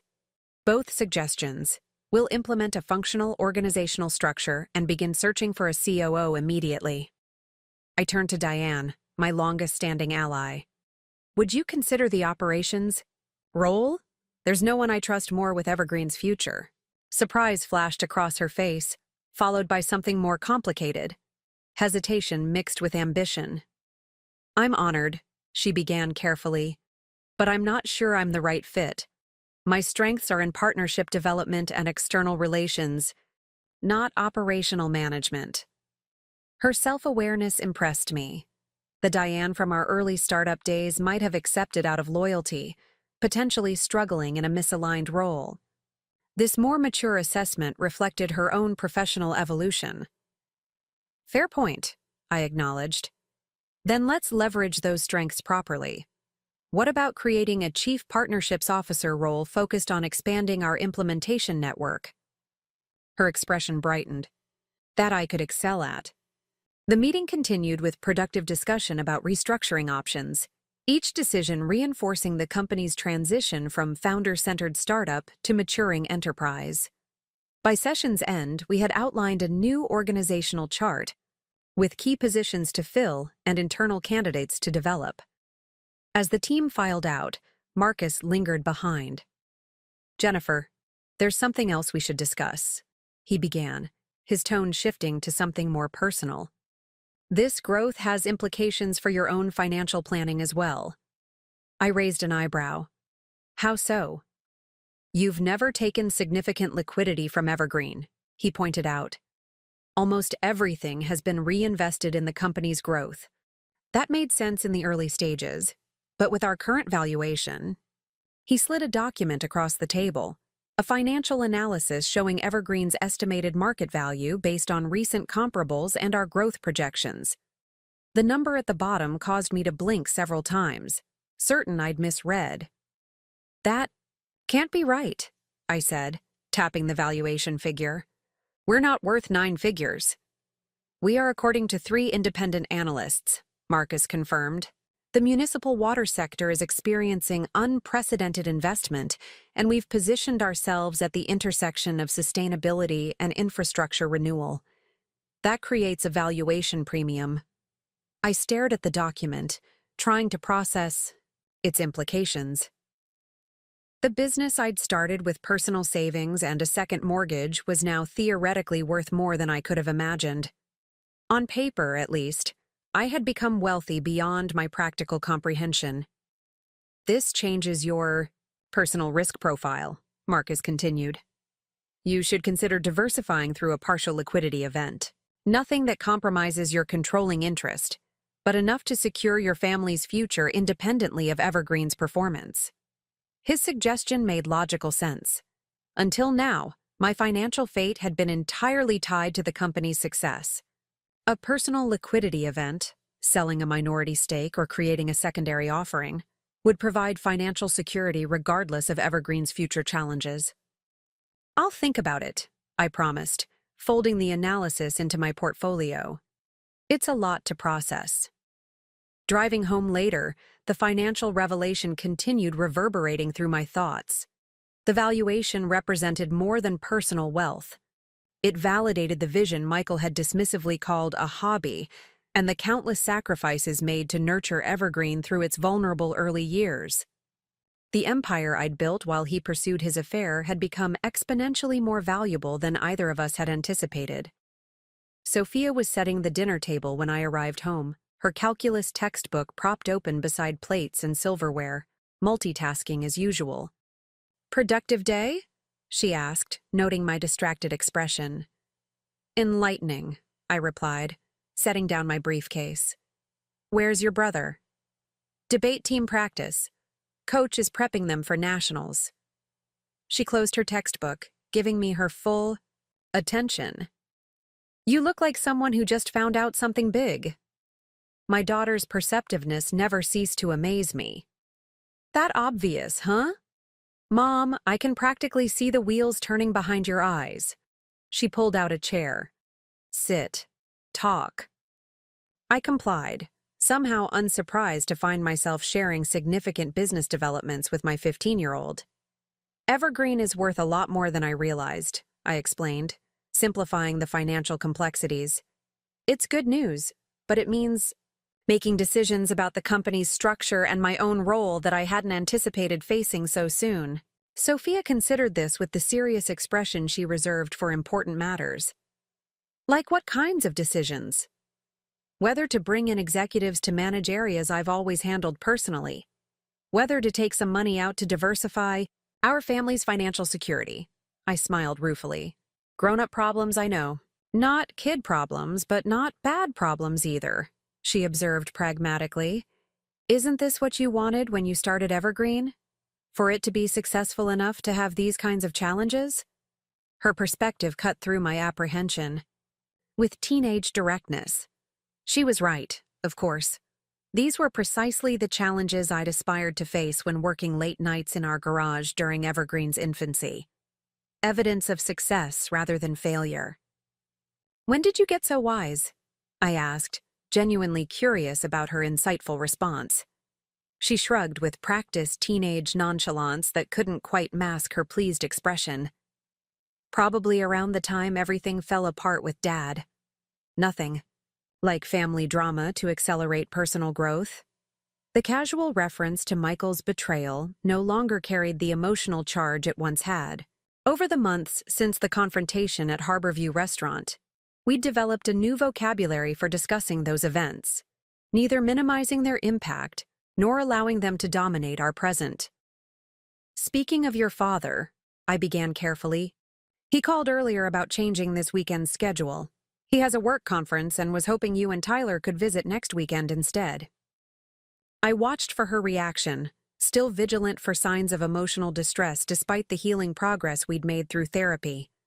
Sophia merely rolled her eyes. Classic Dad, changing plans last minute. She sighed with the world-weary attitude that only teenagers can truly perfect. "Whatever. Works better for me anyway." Emma's having a birthday sleepover Saturday. Her easy adaptation to schedule changes represented significant emotional growth from the fragile, angry girl who had initially struggled with Michael's diminished reliability. Dr. Rivera had helped. Both children develop coping strategies for disappointment while establishing appropriate expectations for their father's limitations, neither excusing his behavior nor defining themselves by his shortcomings. "Does Tyler know?" she asked, returning to homework preparations. "Not yet. I'll tell him when he gets home." Sophia nodded absently, already refocused on calculus problems. The domestic normalcy of the moment struck me suddenly. How we'd reconstructed ordinary life from extraordinary disruption, finding new patterns that accommodated our changed reality without being defined by trauma. Later that evening, after discussing weekend adjustments with Tyler, who received the news with similar equanimity, I retreated to my home office to review Marcus's financial analysis more thoroughly. The numbers remained startling upon second examination, but my initial shock had given way to methodical consideration of options. A knock on the doorframe interrupted my contemplation. Tyler stood in the doorway, his debate team binder tucked under one arm. "Got a minute?" he asked. "I could use your feedback on something." "Always," I replied, closing my laptop. "What's up?" He settled into the chair across from my desk, opening his binder to reveal meticulous research notes. "We're preparing counterarguments for nationals, and I'm working on economic incentives for environmental innovation." His eyes met mine. Basically what Evergreen does, but from a policy perspective. Pride warmed me as he outlined his debate. Strategy: connecting municipal infrastructure investment to long-term economic benefits with sophisticated reasoning, unusual for a 17-year-old. His argument incorporated concepts I recognized from dinner table conversations and overheard work calls, evidence he'd been absorbing Evergreen's business model while I thought he was focused on typical teenage concerns. "That's remarkably comprehensive," I commented when he finished. "Your understanding of the economic incentives is spot on." He looked pleased but not satisfied. "The weakest part is quantifying return on investment for municipal implementations. I have the theoretical arguments but need specific examples." "I can help with that," I offered, recognizing an opportunity to support his intellectual development while respecting appropriate boundaries. "We have case studies from the Sacramento project that demonstrate cost recovery timelines." "Really?" His expression brightened. "That would be perfect." "I'll pull the public data tomorrow," I promised. "Nothing proprietary, but enough to strengthen your position." He nodded, clearly energized by this practical resource. "Thanks, Mom." As he gathered his materials, another question formed. "Tyler, did you choose this debate topic because of Evergreen?" He paused, considering. "Partly," he admitted, "but also because I think it's important. Clean water infrastructure doesn't get enough attention unless there's a crisis, but it affects everything: public health, economic development, environmental protection." His earnest passion reminded me powerfully of my own motivations for founding Evergreen. The belief that practical innovation could address fundamental human needs while creating sustainable business models. Somewhere amid the chaos of Michael's betrayal and our family's reconfiguration, my son had internalized the values that drove my professional mission. "You know," I began carefully, "if you're genuinely interested in this field, we could discuss internship possibilities at Evergreen next summer, or with one of our municipal partners, if you'd prefer more policy-focused experience." His expression shifted from surprise to consideration. "You wouldn't mind me working at your company?" "Mind? I'd be honored," I replied truthfully. "But only if it aligns with your interests, not because you feel any obligation." "I'd like that," he said after a thoughtful pause. "Maybe rotating through different departments to see where I might fit best." The conversation continued, evolving naturally into broader discussion of his college applications and career aspirations. Unlike earlier talks that had centered on following Michael's financial sector path, Tyler now articulated more diverse possibilities: environmental engineering, public policy, sustainable business models. His horizons had expanded beyond emulating his father's narrower definition of success. After he left, I returned to Marcus's financial analysis with renewed perspective. The valuation represented more than personal wealth or business validation. It embodied potential legacy, not just financial security for my children, but meaningful work aligned with values they were independently embracing. This realization informed my approach to Evergreen's restructuring and my own role within it. Over the following weeks, I worked with the executive team to implement our new organizational design, recruiting experienced leaders for key positions while promoting internal talent where appropriate. The transition wasn't seamless. Some long-time employees struggled with reduced access to direct decision-making, while others thrived with clearer accountability and expanded authority. Throughout this evolution, I focused on institutionalizing the values and vision that had guided Evergreen from inception. If the company was to grow beyond my personal capacity to manage every aspect, its cultural foundation needed to be robust enough to sustain that expansion without dilution. "Culture isn't just what we say we believe," I reminded the leadership team during a strategic planning retreat. "It's what we consistently demonstrate through decisions, especially difficult ones. Our municipal water focus isn't merely a market strategy. It's an expression of our belief that sustainable innovation should benefit communities most in need of infrastructure improvement." This clarity of purpose attracted talent aligned with our mission. The most significant addition was Dr. Layla Patel, a renowned hydrologist who left a prestigious academic position to join Evergreen as Chief Technology Officer. Her arrival accelerated our innovation pipeline while enhancing our credibility with scientific and regulatory communities. Your integration of environmental sustainability with practical implementation is unique, she explained during her orientation. Most companies emphasize one at the expense of the other. That balanced approach is what convinced me to leave academia. Dr. Patel's perspective validated the instincts I'd followed while building Evergreen's product strategy, often against Michael's more conventional profit-centered advice.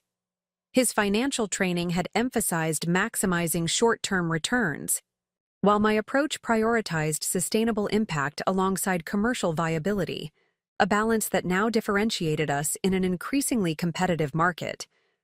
The irony wasn't lost on me.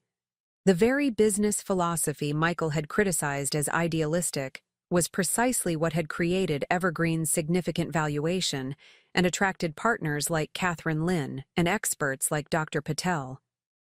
His attempted theft had targeted the products of my innovation without understanding the values and vision that generated them, the true source of Evergreen's worth.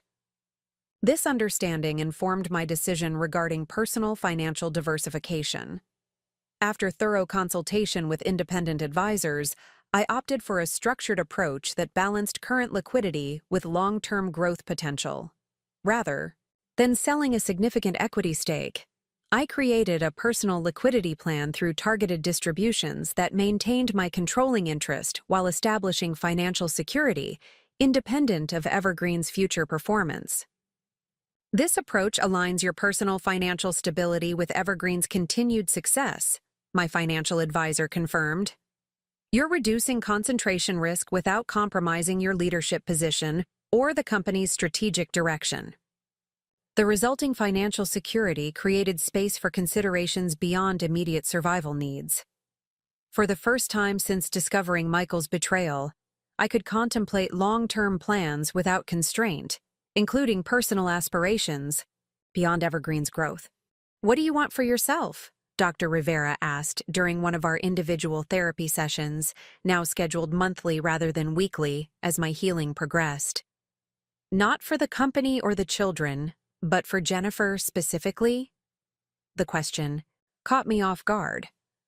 I'd become so accustomed to defining myself through responsibilities to others, mother to Tyler and Sophia, leader to Evergreen's employees, provider for our household, that my personal desires remained largely unexplored. "I'm not sure," I admitted after a lengthy pause. "I haven't thought about it in those terms for a long time." "Perhaps it's time to start," she suggested. "The crisis phase has passed. Your children are thriving, your company is secure, and you've established financial independence. Those achievements create space for personal rediscovery." Her observation resonated with uncomfortable accuracy. I had defined recovery primarily through restoring what Michael's betrayal had threatened: family, stability, business continuity, financial security. Having largely accomplished those objectives, I faced the more nuanced challenge of defining what came next for me as an individual. This question lingered as I navigated Evergreen's continued expansion and my evolving relationship with Michael. Our interactions had settled into a restrained civility centered around co-parenting responsibilities, with occasional awkward encounters at school events or during custody transitions. The white-hot anger that had initially fueled my strategic response to his betrayal had cooled, replaced by something more complex. Not forgiveness exactly, but a diminished emotional investment in his choices and their meaning for my self-worth. This emotional distance was tested when Michael announced his engagement to Amanda during a routine co-parenting conversation. The news shouldn't have surprised me. They had continued their relationship after our confrontation, eventually moving in together officially once our divorce was finalized. Still, the formal acknowledgement of their commitment triggered unexpected feelings not easily categorized as jealousy or resentment, but rather a complex mixture of closure and lingering disappointment. "Congratulations," I replied after a pause, just long enough to be noticeable. "Have you told the kids?" "Not yet," he admitted, clearly relieved by my measured response. "I wanted to discuss it with you first. We're thinking about a small ceremony in the summer, nothing elaborate." "I appreciate the consideration," I acknowledged, recognizing the gesture of respect inherent in consulting me before discussing wedding plans with our children. "Tyler and Sophia should hear it from you directly, preferably in person." He nodded, hesitating before adding, "I've been thinking about what to say, how to frame it without seeming to disrespect what happened between us." The acknowledgement of our history represented growth on his part. The Michael who had orchestrated his elaborate betrayal would have prioritized his narrative convenience over emotional honesty with our children. "Just be straightforward," I advised. "They've processed a lot over the past year. Honesty about your choices now is the best way to rebuild trust with them." He studied me with newfound respect. "You've handled everything with remarkable grace, Jennifer. I don't know that I could have done the same in your position." The compliment landed awkwardly between us, neither fully accepted nor rejected. "It wasn't about grace," I clarified. "It was about priorities. The children needed stability more than I needed vengeance."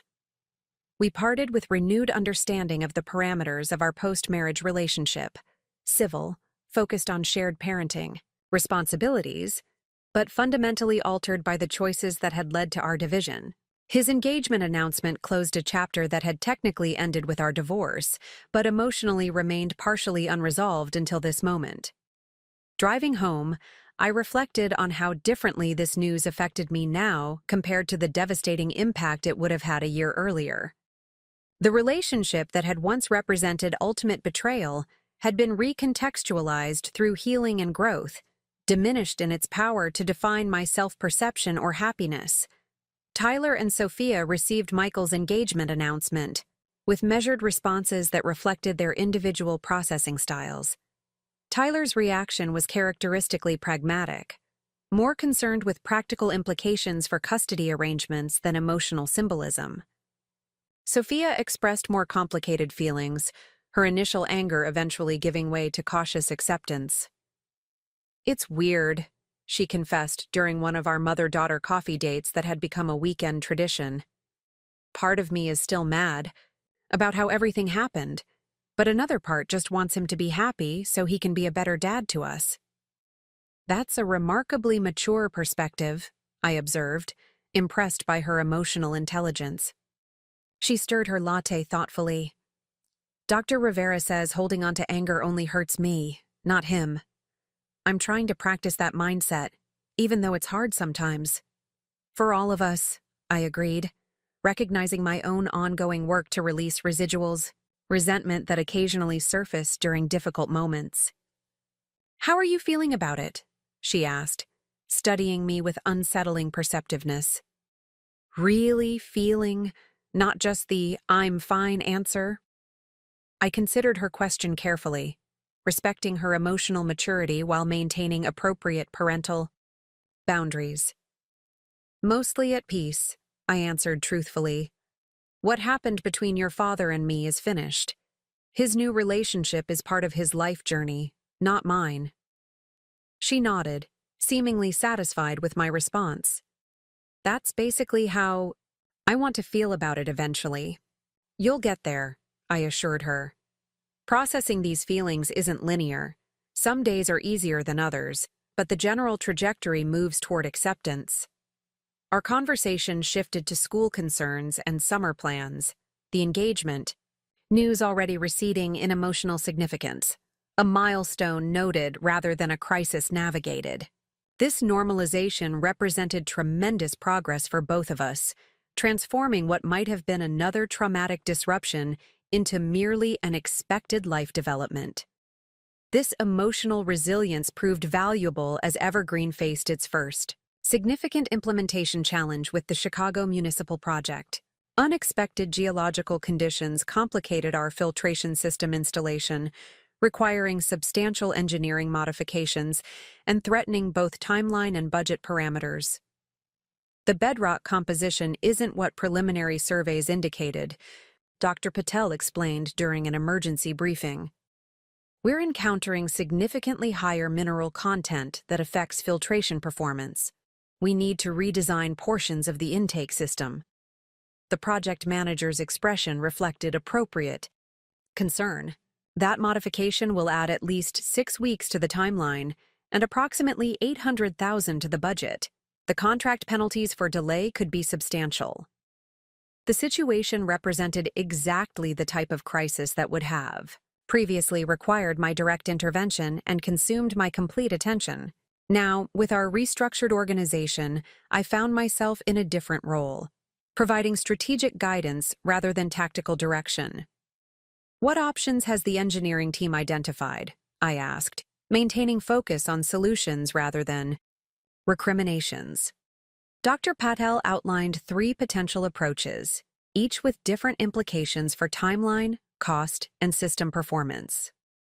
The technical details exceeded my expertise, but the strategic considerations aligned perfectly with my responsibility as CEO. Recommendation? I prompted after the technical briefing concluded. Option 2 provides the optimal balance between performance integrity and implementation timeline, she responded without hesitation. It requires the additional investment, but preserves the system's efficiency metrics that differentiated our bid initially. I nodded, scanning the faces around the conference table. Experienced professionals I'd recruited specifically for their expertise and judgment. Implementation team? The project manager concurred with Dr. Patel's assessment. Option 2 also minimizes contract penalties while maintaining our quality standards. We'll need to negotiate timeline adjustments with the municipal authority, but we have documented geological evidence to support the modification request. Finance? I turned to Marcus. The additional investment falls within our project contingency. Reserves, he confirmed. It's significant but manageable within current cash flow projections. In previous years, I might have spent days personally analyzing each option, questioning every assumption, perhaps even visiting the Chicago site myself before making a decision. Now I recognized that my team possessed both the expertise and judgment to manage this situation more effectively than I could through direct intervention. Proceed with option 2, I authorized. Keep me informed of municipal negotiations and any significant developments, but you have full authority to implement the necessary modifications without further approval. The relief around the table was subtle but unmistakable. Experienced professionals empowered to address challenges within their domains of expertise, rather than waiting for founder approval at each decision point. This moment represented the organizational maturity we'd been building toward. Evergreen functioning as an enterprise greater than any individual, including me. As the team dispersed to implement the Chicago solution, Diane lingered behind. That was different, she observed, with a knowing smile. The old Jennifer would have booked a flight to Chicago tonight to inspect the site personally. The old Jennifer would have micromanaged the entire modification process, I acknowledged ruefully, probably slowing it down in the process. Growth. Looks good on you, she commented, both personally and as a leader. Her observation captured something essential about the past year's journey. The crisis that could have destroyed everything I valued had instead catalyzed evolution, forcing me to distinguish between control and leadership, between managing details and empowering others, between technical expertise and strategic vision. That evening, reviewing quarterly projections with newfound perspective, I recognized how thoroughly Michael's betrayal had transformed not just my personal circumstances, but my professional approach. The woman who had discovered her husband's affair and attempted intellectual property theft would never have delegated a critical decision like the Chicago modification. She would have insisted on maintaining control at every level, driven by fear of additional betrayal or failure. The leader I had become understood that true strength lay in building systems that didn't depend exclusively on my direct involvement. in creating an organization resilient enough to navigate challenges while maintaining fidelity to core values and vision. This wasn't abdication of responsibility, but its more mature expression. Leadership that multiplied impact through others rather than limiting it to personal capacity. This realization extended beyond professional contexts to personal relationships as well.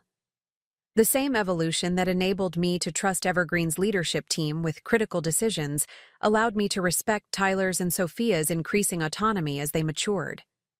Rather than attempting to shield them from every difficult emotion or challenging situation, I focused on equipping them with tools to navigate complexity themselves, just as I'd done with my executive team.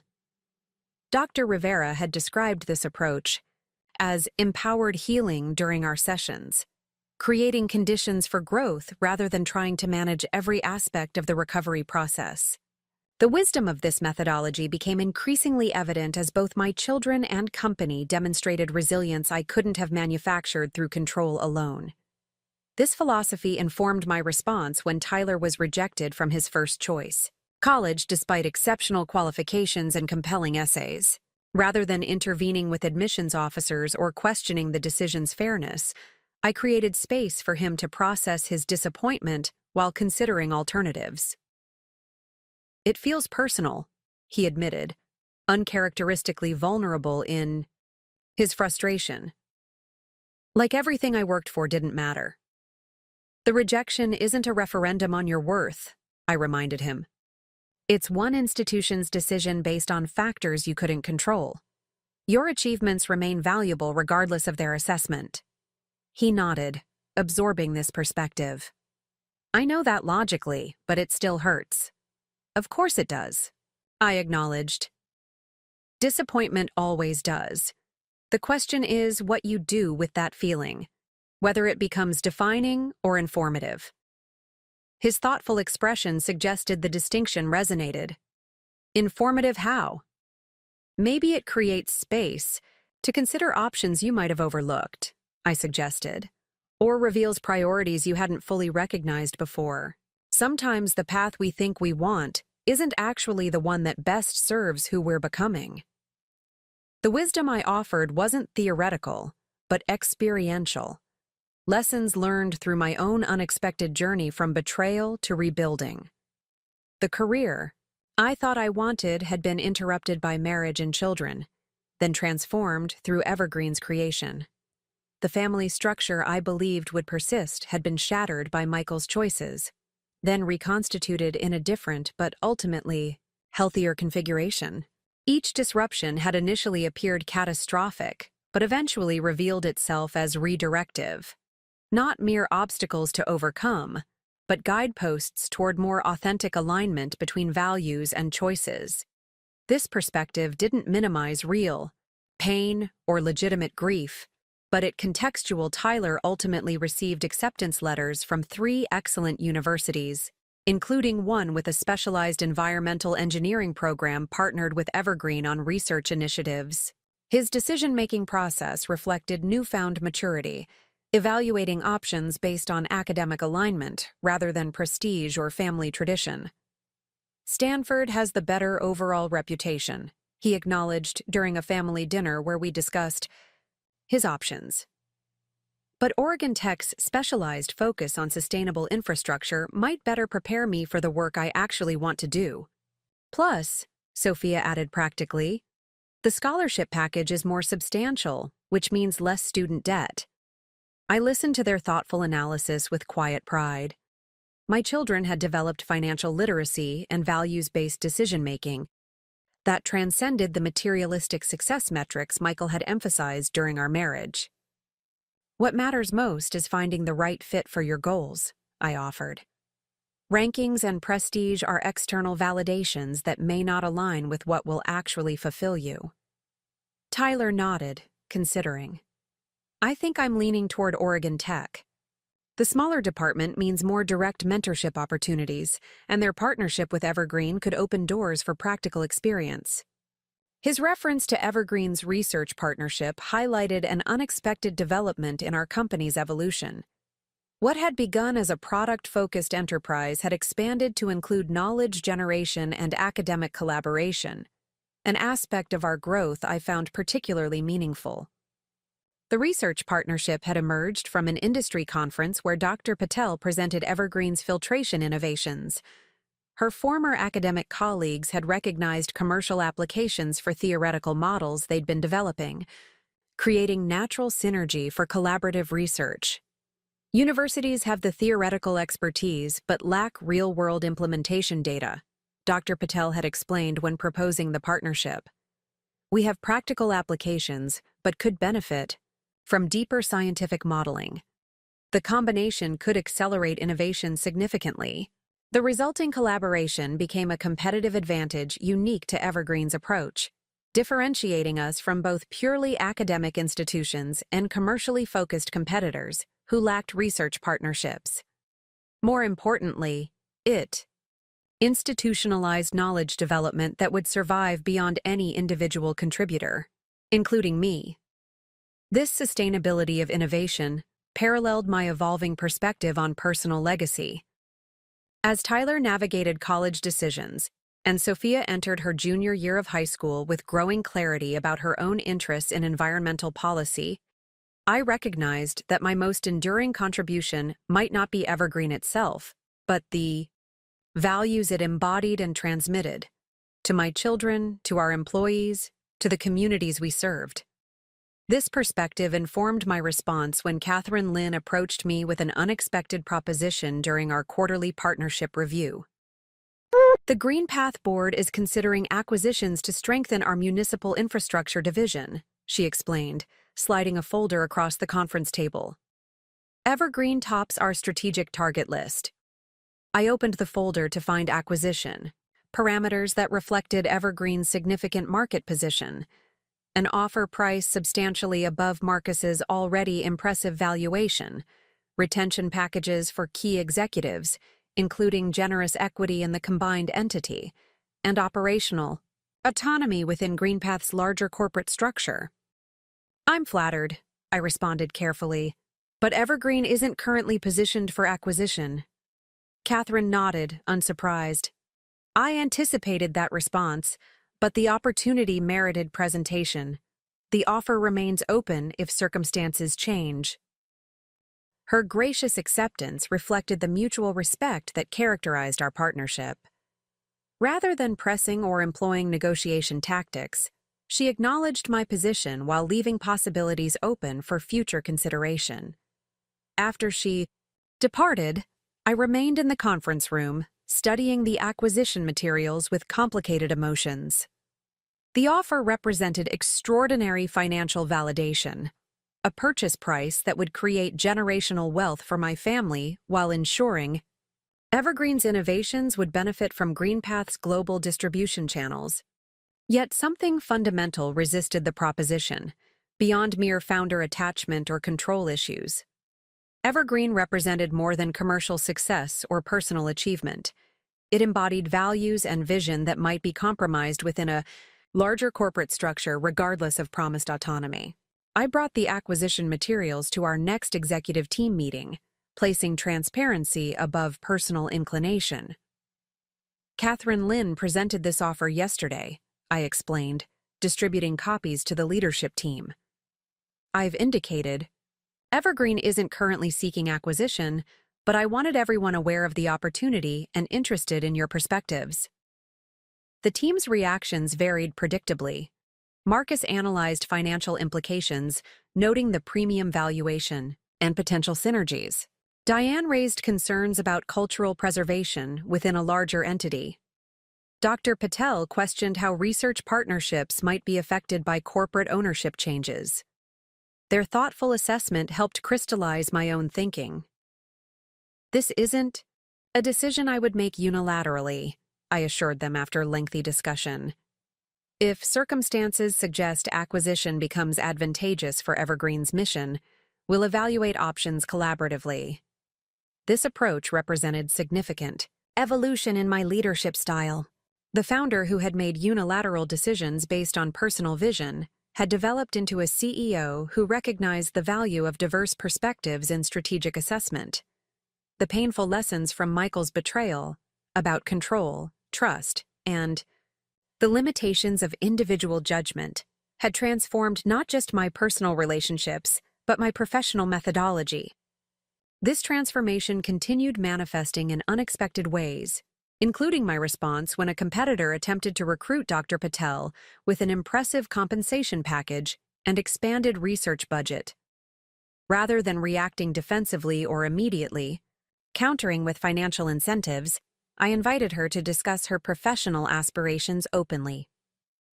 "I appreciate your transparency in sharing this opportunity," I told her during a private conversation in my office. "Beyond compensation, what aspects of the position appeal to you?" Her expression reflected surprise at the question's focus. "The dedicated research division would provide resources for experimental approaches that might not have immediate commercial applications," she acknowledged, "and the academic publication support would maintain my scientific credibility." I nodded, genuinely interested in her professional development rather than merely retaining her services. "Those are legitimate considerations for someone with your expertise and reputation. But I value Evergreen's implementation focus," she continued. "Theory without application has limited impact. The balance here between innovation and practical deployment aligns with my personal mission." Rather than leveraging this sentiment to secure her continued employment, I focused on addressing the legitimate professional needs she'd identified.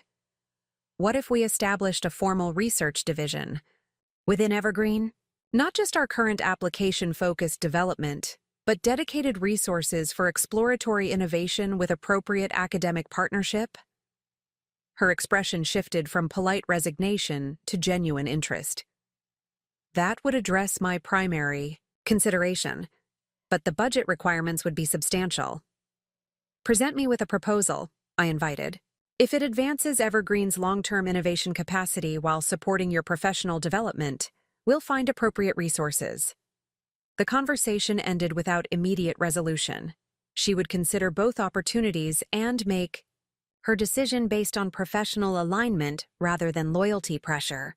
This approach represented trust in both her judgment and Evergreen's inherent value proposition, moving beyond traditional retention tactics to authentic engagement with talented contributors' legitimate aspirations. Dr. Patel ultimately declined the competitor's offer, instead developing a comprehensive proposal for Evergreen's advanced research division that became a cornerstone of our innovation strategy. The division formalized our academic partnerships while creating space for exploratory research beyond immediate commercial applications, expanding our innovation pipeline while enhancing our reputation within scientific communities. This organizational evolution paralleled personal developments as Michael and Amanda's wedding approached, creating another milestone in our family's ongoing adjustment to reconfigured relationships. Though I wouldn't attend the ceremony, my children would participate, Tyler as reluctant groomsman, Sophia as even more ambivalent bridesmaid. Their mixed feelings emerged during family dinner conversations, revealing lingering emotional complexity beneath surface acceptance. "Dad wants the perfect blended family picture," Sophia observed with characteristic directness. "Like we've all just moved on and everything's fine now." "Are you uncomfortable participating?" I asked carefully, maintaining neutral expression to avoid influencing her response. She considered the question seriously. "Not uncomfortable exactly, just, I don't want to pretend this is all normal and great. It still feels weird that he's marrying someone who helped him lie to us." Tyler, typically more reserved about emotional matters, surprised me by adding, "I told Dad I'd stand up with him because it's important to him, but I'm not going to fake being thrilled about it." Their honest assessment reflected healthy boundary development, agreeing to participate out of respect for their relationship with Michael while maintaining appropriate emotional authenticity. Dr. Rivera had described this balance as engaged detachment, remaining connected without compromising personal truth or ethical clarity. "That seems like a reasonable approach," I affirmed. "You can support your father's new chapter without pretending the path here was acceptable." Sophia studied me with characteristic perceptiveness. Are you really okay with this? With them? Getting married after everything? The question deserved honest response, calibrated for parental appropriateness while respecting her emotional intelligence. Their marriage represents closure on a difficult chapter, I answered truthfully. Michael deserves the opportunity to build a more honest relationship than the one we had at the end. Whether that's possible with the same person who participated. In his deception is their challenge to navigate, not mine. My genuine indifference to Michael's marriage surprised even me, evidence of emotional healing that had transformed betrayal's acute pain into distant memory. The relationship that had once defined my daily existence had become biographical history rather than active influence on my present happiness or future possibilities. This emotional liberation created space for unexpected developments in my personal life, including a coffee meeting with James Whitaker, the architect redesigning Evergreen's headquarters to accommodate our expansion. What began as a professional discussion about sustainable building materials evolved into wide-ranging conversation about environmental design philosophy, community revitalization, and personal narratives. Sorry, he apologized after sharing his journey from corporate architecture to sustainability-focused design. I'm monopolizing the conversation. Not at all, I assured him. It's fascinating how your professional evolution parallels Evergreen's development, moving from conventional approaches to sustainability-centered innovation. His smile revealed subtle laugh lines that complemented thoughtful eyes. And yours too, from what I've gathered. Founding Evergreen represented significant redirection from your original legal career, didn't it? The conversation continued well beyond our scheduled time, transitioning from professional topics to personal interests and values. His thoughtful questions suggested genuine curiosity rather than polite professional engagement, while his occasional self-deprecating humor revealed refreshing authenticity. As we finally prepared to leave, he hesitated briefly before asking, "Would you be interested in continuing this conversation over dinner sometime? Strictly personal rather than professional." The invitation caught me by surprise, not because it was unwelcome, but because I hadn't considered dating possibilities since before Michael's betrayal. My life had been so thoroughly occupied with family reconstruction and business leadership that romantic considerations hadn't entered my conscious awareness. "I'd like that," I heard myself respond before overthinking could intervene. Though, full disclosure, I haven't dated in nearly 20 years, so my skills might be rusty. His laugh held genuine warmth. Coincidentally, neither have I since my divorce 10 years ago. We can be awkward together. The dinner that followed several days later continued our comfortable conversation, revealing complementary values and compatible perspectives, alongside respectful differences in approaching creative challenges. James's thoughtful questions and attentive listening created space for authentic exchange rather than performative impression management that often characterizes early dating interactions. "May I ask about your ex-husband?" he ventured carefully. "Over dessert." "Only share what you're comfortable discussing, of course." The question would have triggered defensive withdrawal months earlier. Now, with emotional distance established through healing, I could discuss Michael's betrayal as historical fact rather than active wound. The short version involves infidelity with his assistant and attempted theft of my company's intellectual property, I explained with remarkable equanimity. The longer version required several months of therapy to process fully. His expression reflected appropriate concern without uncomfortable pity. That's significantly more complicated than my grew in different directions divorce narrative. It certainly made for an eventful 41st year, I acknowledged with the dark humor that had emerged during recovery. But ultimately catalyzed growth I might not have experienced otherwise. Our conversation continued with similar candor about past relationships, current priorities, and future aspirations, creating foundation for potential connection based on authentic understanding rather than curated presentation. By evening's end, We had established comfortable rapport that acknowledged romantic possibility without pressured expectations. "I've enjoyed this," James said as he walked me to my car. "Would you be open to doing it again?" "I would," I confirmed, surprised by my own readiness for this unexpected development. Though full transparency, my life involves two opinionated teenagers and a demanding leadership role that limits spontaneity. "Transparency appreciated," he replied with a smile. "Mine involves frequent travel for sustainable building consultations and an elderly golden retriever who considers himself entitled to half my bed." The exchange's lighthearted honesty established parameters for potential relationship development, appropriate to our life stages and responsibilities, neither rushing toward premature intensity nor dismissing genuine connection through excessive caution. This unexpected personal development coincided with significant milestone in Evergreen's evolution: completion of our headquarters expansion, designed by James's firm to embody sustainable building principles while accommodating our growing organization. The building's innovative features, renewable energy integration, water reclamation systems, and biophilic design elements, manifested our company values in physical form while creating collaborative spaces that reinforced our evolving culture. The headquarters dedication ceremony represented opportunity to articulate Evergreen's mission to assembled employees, partners, and community representatives.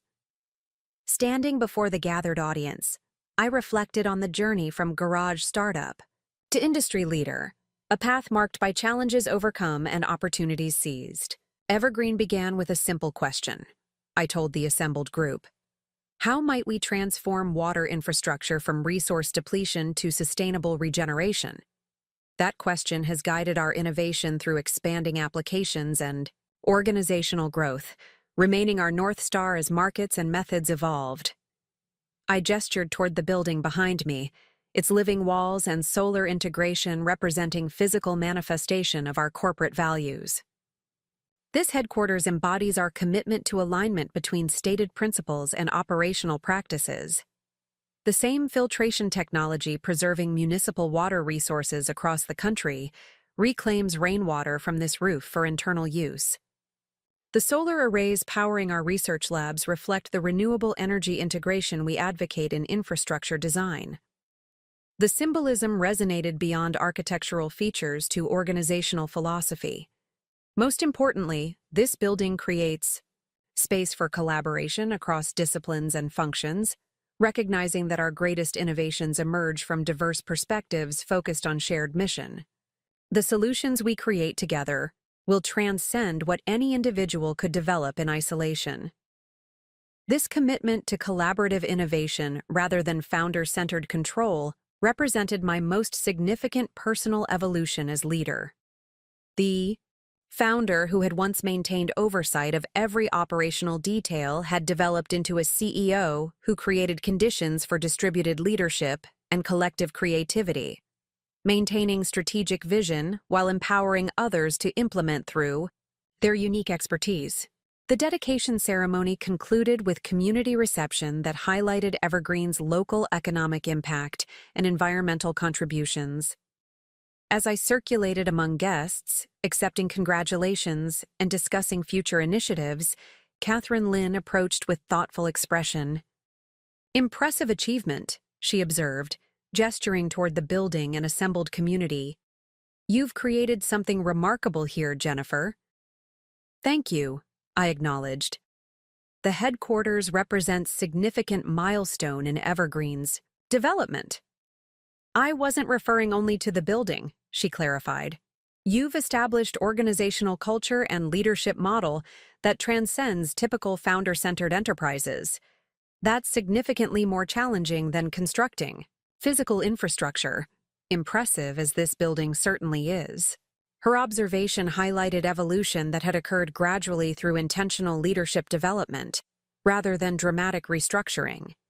The transition from founder to CEO had happened incrementally through delegation, mentorship, and systematic empowerment of others, creating organization that would thrive beyond my personal involvement. That transition wasn't initially voluntary, I admitted with rueful smile. Circumstances forced distributed leadership before I might have chosen it. She nodded, understanding the reference to challenges that had necessitated organizational maturity. The catalyst matters less than the outcome. Evergreen has developed a sustainable leadership model that complements its operational sustainability focus.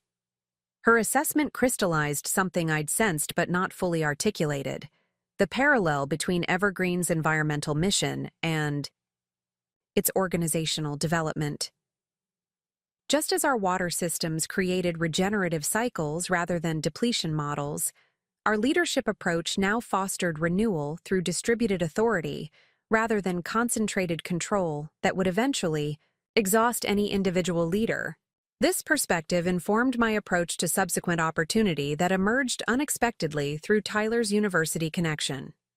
His environmental engineering program had established relationship with International Development Organization addressing water infrastructure in under-resourced communities, precisely the application that had inspired Evergreen's founding mission. They're looking for implementation partners with scaled solutions that can be adapted for limited infrastructure environments, Tyler explained during weekend visit home. I mentioned Evergreen's municipal systems, and their director was immediately interested. Would you be willing to meet with them? The inquiry represented potential expansion beyond Evergreen's established market into international development. Opportunity aligned with our mission but requiring significant adaptation of existing business models. Rather than making unilateral assessment, I convened cross-functional team to evaluate feasibility and strategic alignment. The technical modifications are feasible, Dr. Patel confirmed during evaluation meeting. Our modular design architecture allows reconfiguration for lower resource environments without compromising core filtration efficiency. The financial model requires reconceptualization, Marcus added. Traditional ROI metrics won't apply, but alternative funding sources through development partnerships could create sustainable implementation structure. This aligns perfectly with our mission, Diane observed, but requires expertise we don't currently possess in international development contexts and humanitarian partnerships. Their balanced assessment reflected mature organizational decision-making, considering opportunity through multiple perspectives without either impulsive enthusiasm or reflexive risk aversion. The founder-centered organization might have pursued inspiring mission without pragmatic evaluation. The overly cautious corporation might have rejected unfamiliar opportunity despite mission alignment. If we proceed, I summarized after thorough discussion, we'll need to establish dedicated division with appropriate expertise and partnership approach distinct from our commercial operations. Thoughts on leadership for this initiative? The question represented further evolution in my leadership approach, recognizing opportunity to develop others through strategic initiative rather than automatically assuming direct oversight of significant new direction. The founder-centered leader would have retained personal control of meaningful expansion. The mature CEO created leadership development opportunity through thoughtful delegation. Rachel Carter has relevant background, Diane suggested, referencing my executive assistant's previous experience with international nonprofits. She's expressed interest in greater responsibility, and her project management skills are exceptional. The recommendation surprised me, as I hadn't considered Rachel for leadership role despite her demonstrated capabilities. My hesitation reflected lingering blind spot, viewing long-term executive assistant primarily through support role rather than recognizing leadership potential demonstrated through increasingly complex project management. Excellent suggestion, I acknowledged, mentally noting this oversight for further reflection. Let's discuss development plan that would prepare her for this responsibility while assembling appropriate team. The international initiative took shape through collaborative planning rather than top-down direction, with Rachel's increasing involvement reflecting growth opportunity for promising talent. This approach reinforced Evergreen's evolving culture, creating leadership pathways beyond conventional hierarchies while ensuring strategic initiatives received appropriate expertise regardless of organizational position. This organizational maturity paralleled family developments as Tyler and Sophia navigated their own growth milestones. Tyler's first semester at Oregon Tech yielded both academic success and expanded perspective. His occasional calls home reflecting emerging adult identity distinct from either parent's influence. "We're studying filtration models that remind me of Evergreen's early designs," he shared during one such conversation. "But I'm seeing limitations I never noticed before." "What kind of limitations?" I asked, genuinely interested in his developing expertise. The regeneration cycles work beautifully in controlled environments, but struggle with irregular precipitation patterns. Climate change is creating exactly those irregularities in many regions. His observation reflected technical insight alongside meaningful personal development, the capacity to constructively critique even admired systems rather than accepting established approaches without question. This intellectual independence represented healthy maturation beyond both modeling and reaction against parental influence.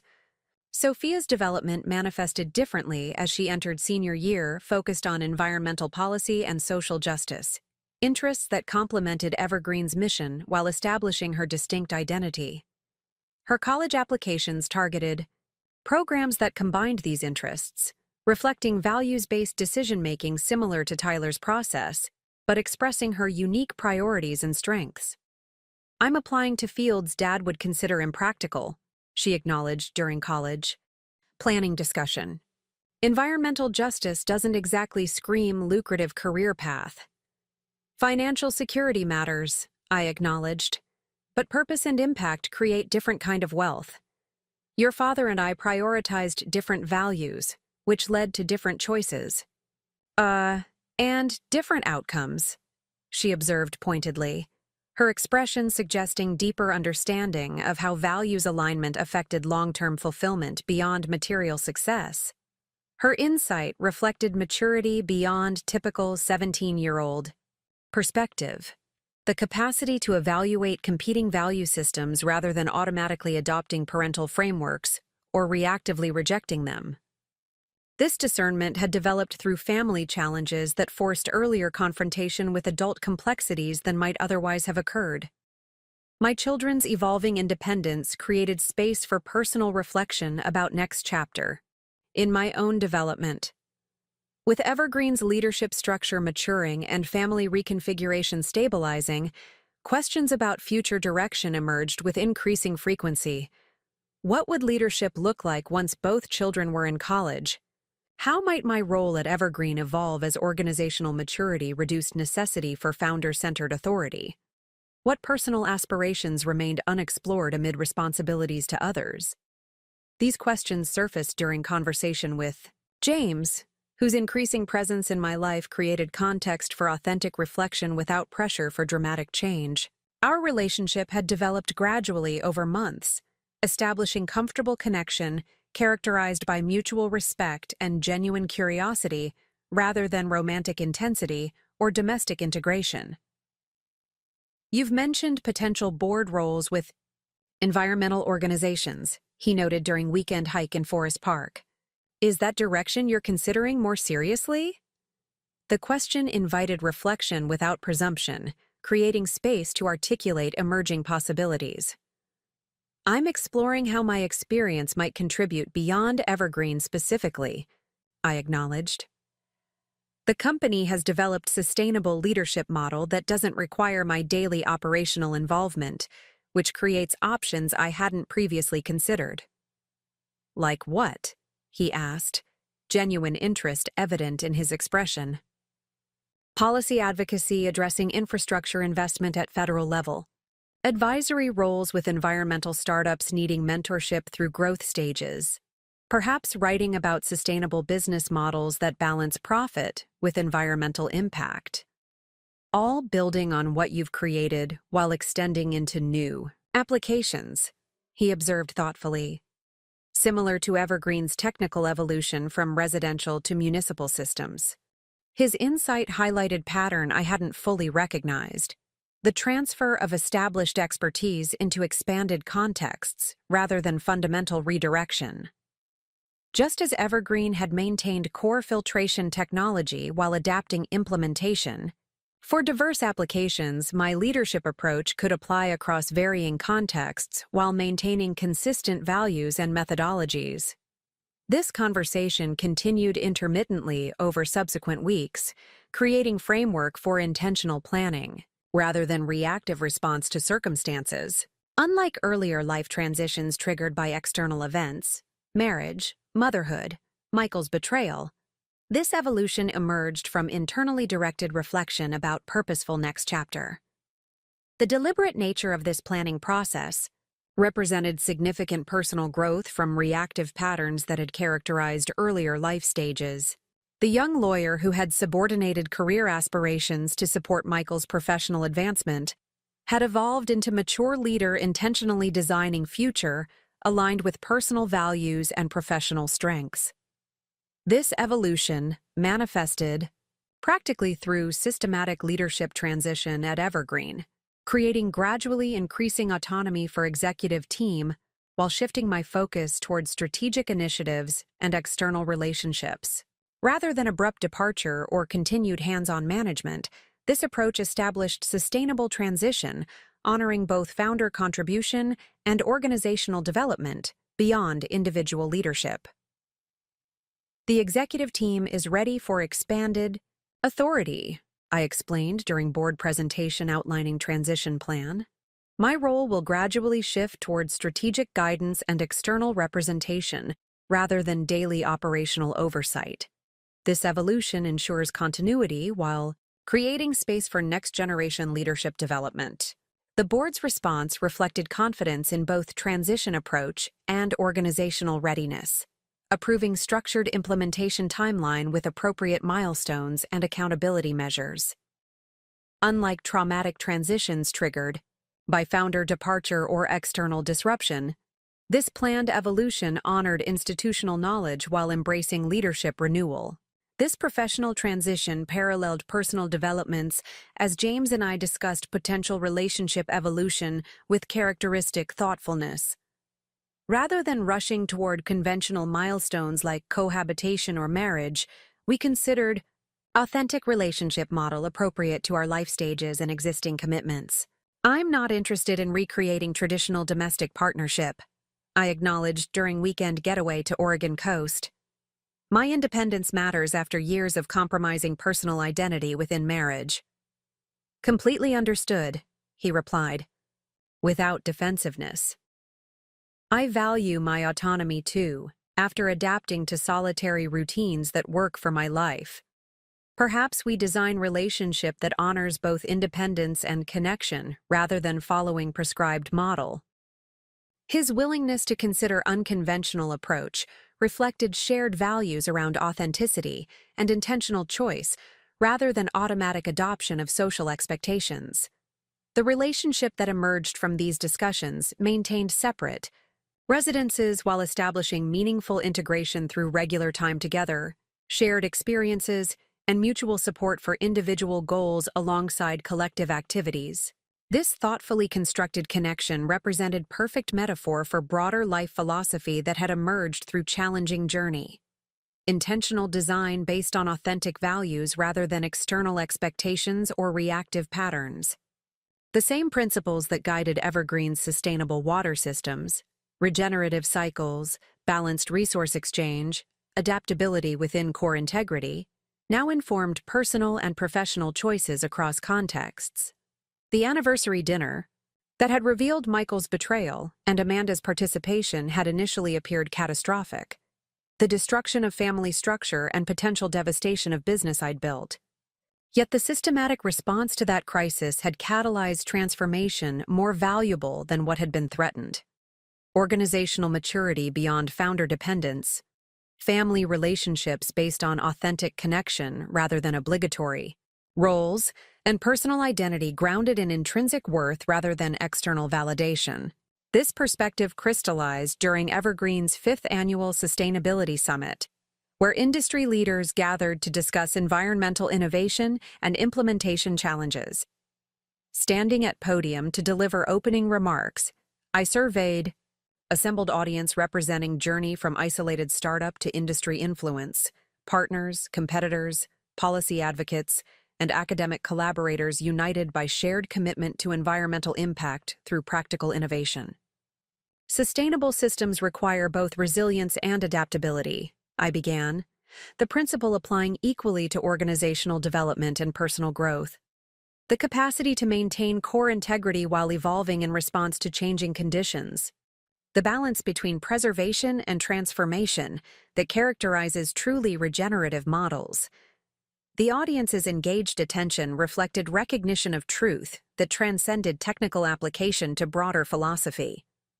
Evergreen's journey embodies this balance, maintaining founding mission while evolving implementation approaches as contexts changed. Our organizational development parallels our technical innovation, creating regenerative leadership model that renews itself through distributed authority rather than depleting resources through centralized control. This observation represented both professional philosophy and personal testimony, the integration of leadership principles with lived experience that gave abstract concepts practical credibility. The woman delivering these remarks had been forged through challenge that could have destroyed what she valued most, emerging with deeper understanding of both resilience and regeneration than theoretical knowledge alone could provide. The most sustainable resource isn't found in technical innovation alone, I concluded, but in human capacity for purposeful adaptation. The recognition that challenges which appear destructive often create possibility for regeneration stronger than what existed before.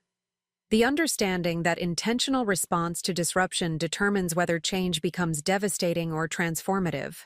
The substantial applause that followed suggested resonance beyond polite professional acknowledgement, recognition of truth that applied across contexts from organizational development to personal resilience. The principles that had guided Evergreen's evolution from garage startup to industry leader had paralleled my own journey from betrayed spouse to empowered individual, creating integrated philosophy, authentically embodied rather than artificially adopted. As Summit continued with technical presentations and implementation case studies, I found myself reflecting on distance traveled from that devastating anniversary dinner, not just chronologically, but developmentally.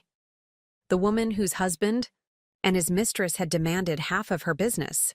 Empire had responded not with helpless victimization, but with strategic reclamation of what truly mattered, ultimately creating something more valuable than what had been threatened. The empire I'd built while Michael pursued his affair had never been contained in technical patents or corporate valuation, though those certainly represented meaningful achievement. Its true substance existed in values manifested through action, in relationships based on authentic contribution rather than exploitation, in purpose-driven innovation that transcended profit motivation without ignoring financial sustainability. That empire continued expanding not through defensive protection but through generous transmission, to children developing their own purpose-aligned paths, to employees growing through leadership opportunities, to communities benefiting from sustainable infrastructure, to industry influenced by demonstrated alternatives to extractive business models. This perspective transformed the anniversary dinner confrontation from devastating ending to catalytic beginning, not minimizing genuine pain experienced, but recognizing transformative possibility within apparent destruction. The mistress who demanded half had inadvertently created conditions for doubling what truly mattered, though neither she nor Michael could have anticipated this outcome from their calculated betrayal. Such transformation rarely follows linear progression, moving instead through cycles of disruption, reclamation, and regeneration that mirror natural systems. The sustainable business empire built amid personal betrayal embodied this cyclical renewal, maintaining core integrity while evolving through challenge into more resilient manifestation of founding vision. This integrated understanding represented the most valuable outcome of difficult journey, not just surviving betrayal or protecting business assets, but developing philosophy that transcended specific circumstances to inform authentic life design across contexts. The empire built would continue evolving through intentional adaptation rather than remaining static achievement to be merely defended against threat. And in that continued evolution lay the ultimate victory over betrayal's intended diminishment. The transformation of apparent ending into expansive beginning, limited only by courage to envision possibility beyond conventional boundaries. The business empire built while husband cheated had become vehicle for ongoing growth, rather than defining achievement. Its value measured in regenerative impact rather than mere accumulation of resources or power. That regenerative impact continued, unfolding through cycles of challenge and response, extending influence beyond original vision through collaborative innovation rather than controlling authority. The journey that began with betrayal's painful revelation continued through intentional transformation, creating legacy more valuable than what had initially appeared threatened by anniversary dinner's devastating demand. The letter arrived on embossed stationery, formal invitation to event I never expected to attend. Evergreen Innovations induction into Oregon's Business Hall of Fame. 20 years after starting with nothing but determination and a water filtration prototype in my garage, the company had grown beyond even my ambitious vision. 500 employees across 3 continents, innovative systems providing clean water to communities from Portland to Nairobi, and sustainability standards that had reshaped an entire industry. I traced the raised lettering with my fingertip, remembering the woman who had once believed her husband's dismissive assessment. A nice hobby, Jennifer, but let's be realistic about its potential. That woman seemed distant now, almost unrecognizable in her eager acceptance of artificial limitations and borrowed beliefs about her own capabilities. "Are you going to RSVP or just stare at it all day?" Sophia teased, leaning against my home office doorway. At 25, my daughter had blossomed into a formidable environmental policy advocate, her law degree and natural eloquence making her a rising voice in legislative circles. She'd inherited my determination and analytical mind while developing her own distinctive approach to creating change. "Just reflecting," I admitted, setting down the invitation. "Sometimes the distance between then and now seems impossibly vast." She settled into the chair across from my desk, her expression softening. "Thinking about how it all started?" "About everything that's happened since," I clarified, "including parts I never planned."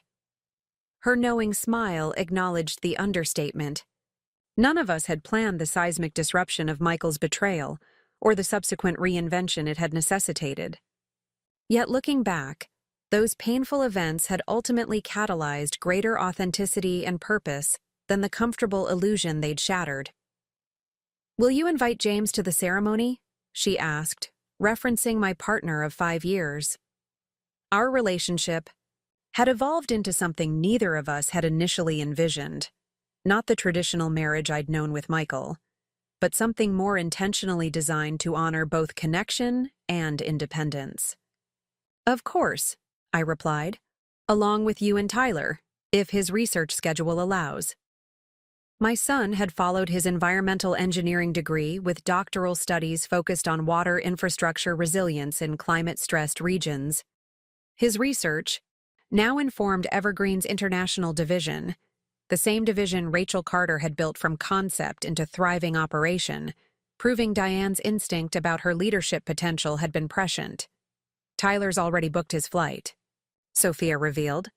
"Said not even his dissertation committee could keep him from watching his mom get the recognition she deserves."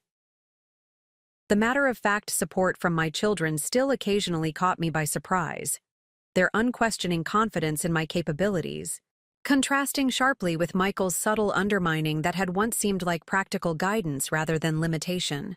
"Speaking of recognition," I began, changing the subject, "I heard about your testimony before the state legislature last week.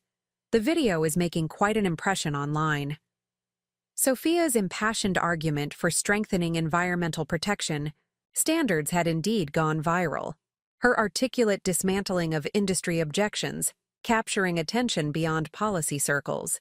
While she brushed off the attention with characteristic humility, Her growing influence demonstrated impact beyond anything I could have orchestrated through direct intervention in her path. Just applying what I've learned from watching you. All these years, she demurred.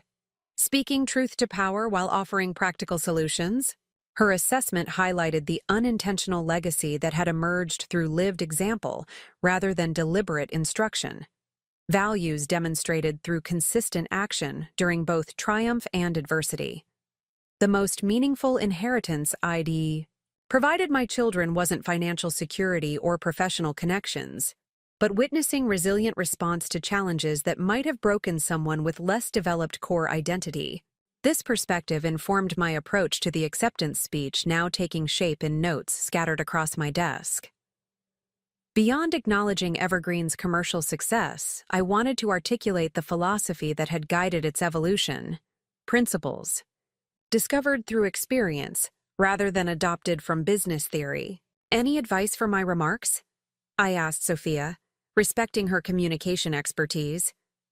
Tell the real story, she suggested without hesitation. Not just the sanitized success narrative, but the messy, complicated journey that got you here. That's what people actually connect with. Her insight reflected wisdom beyond her years, understanding that authentic vulnerability creates more meaningful impact than polished perfection. The Hall of Fame induction represented opportunity to share hard-earned perspective rather than merely accepting accolades for commercial achievement. This approach characterized the speech I ultimately delivered before assembled business leaders, government officials, and Evergreen team members. Standing at the podium in the historic downtown hotel ballroom, I surveyed faces representing different chapters of a journey, more circuitous than anyone could have anticipated.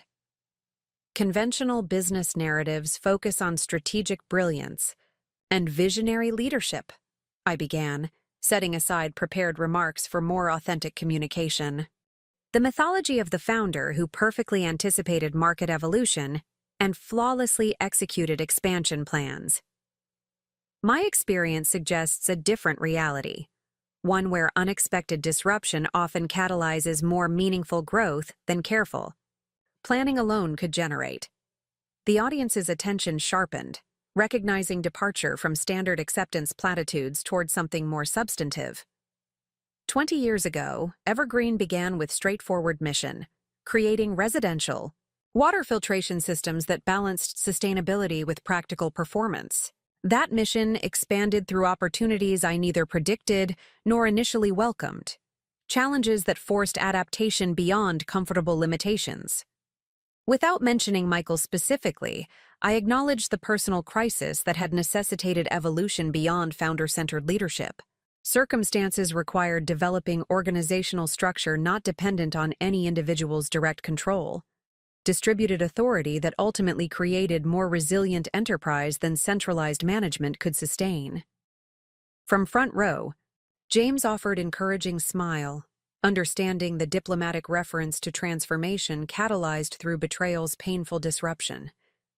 Beside him, Tyler and Sophia exchanged knowing glances, recognizing the understated description of family reconfiguration that had ultimately strengthened, rather than diminished, our collective resilience. The most valuable business lessons emerged, not through strategic planning but through necessity's demands, I continued. Learning to distinguish between controlling outcomes and influencing direction. Recognizing that meaningful legacy exists in values transmitted rather than structures maintained. Understanding that sustainable growth requires cyclical renewal rather than linear progression. These insights reflected integrated philosophy developed through lived experience rather than abstract theory, principles equally applicable to organizational development, family relationships, and personal growth. The business empire built amid personal betrayal had become vehicle for discovering universal truths rather than merely accumulating commercial success. Evergreen's sustained impact stems not from brilliant original vision, but from willingness to evolve that vision through changing circumstances, I acknowledged. From research partnerships that expanded our innovation capacity beyond internal resources, from leadership development that created opportunities for talent like Rachel, Carter to pioneer international initiatives beyond my personal expertise. Rachel's surprised expression at this public acknowledgement reflected her characteristic humility, the same quality that had initially masked leadership potential behind executive assistant role. Her subsequent development of Evergreen's international division had transformed communities across 3 continents while establishing her reputation as humanitarian infrastructure pioneer. The sustainable business worthy of recognition isn't measured through valuation metrics alone, I concluded, but through regenerative impact that continues beyond founder involvement, through organizational culture that develops leadership at every level, through innovation that addresses genuine human needs rather than manufacturing artificial demand. This philosophy represented Evergreen's true distinction, not merely commercial success, but integrated approach to business purpose that transcended profit motivation without ignoring financial sustainability. The company had demonstrated viable alternative to extractive models that dominated traditional industry, proving regenerative practices could create competitive advantage rather than charitable compromise. The standing ovation that followed reflected recognition beyond polite acknowledgement, response to authentic perspective rarely articulated in conventional business contexts. As audience members approached afterward with thoughtful questions and personal reflections, the conversation expanded beyond Evergreen specifically to broader implications for sustainable business philosophy. Your perspective on distributed leadership resonates with challenges we're facing, acknowledged Catherine Lin, whose partnership had facilitated Evergreen's initial expansion beyond regional markets. The transition from founder-centered authority to sustainable organizational structure represents our current growing pain. The most challenging aspect isn't structural but psychological, I observed, sharing insight from personal experience. Recognizing that meaningful influence doesn't require controlling every operational decision, that strategic vision can manifest through others' implementation without diminishing its integrity. This understanding had developed through necessity rather than theoretical exploration, forced evolution when personal crisis eliminated capacity for micromanagement. The betrayal that might have destroyed everything valuable had instead catalyzed organizational maturity beyond what planned transition could have achieved. Later that evening, celebrating with family and close colleagues at intimate dinner gathering, the conversation continued exploring connections between professional achievement and personal development. James raised glass in thoughtful toast that captured this integration. To building something that reflects your values while creating space for others to contribute their unique gifts. His understanding highlighted why our relationship had flourished while maintaining unconventional structure. Unlike Michael's superficial support masking underlying control agenda, James genuinely celebrated achievements that didn't center his involvement, recognizing that meaningful connections supported independent development rather than constraining individual potential. I've been thinking about what comes next, I shared with the intimate gathering. Not retirement exactly, but evolution beyond daily operational leadership. Creating space for next generation to assume greater authority while focusing my energy on areas where experience offers unique contribution. This transition had been developing gradually over recent years, with executive team assuming increasing operational responsibility, while I focused on strategic initiatives and external relationships. Unlike abrupt departure or continued hands-on management, this evolutionary approach honored both founder contribution and organizational development beyond individual leadership. The mentorship program with environmental startups, Tyler suggested, referencing initiative I'd been exploring with industry partners.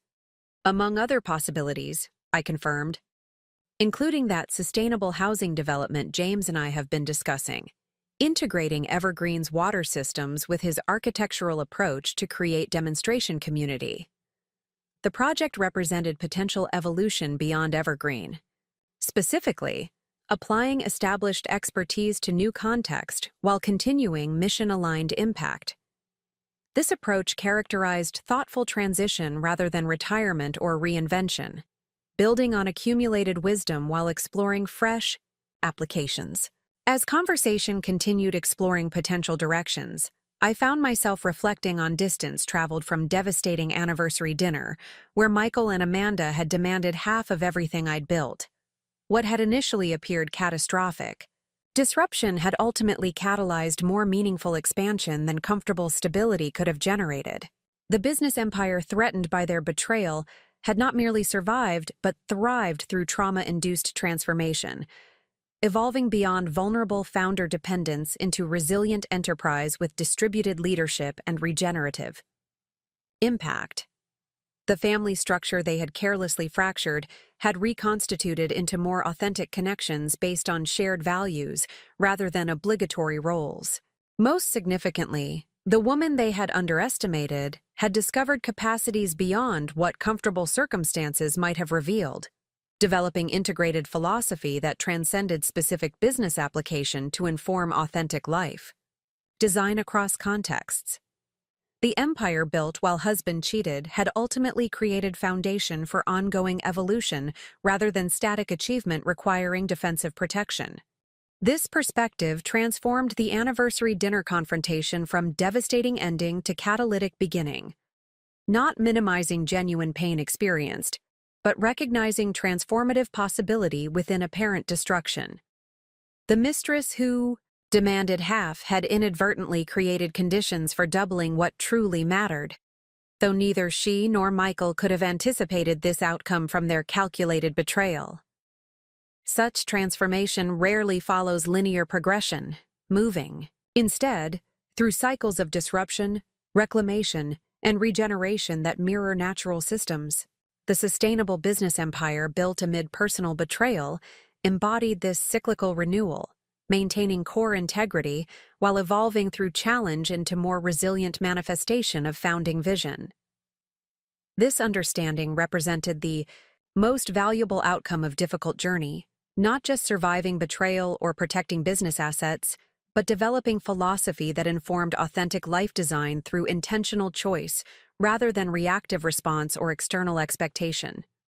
The empire built would continue evolving through purposeful adaptation, its value measured through regenerative impact rather than mere accumulation.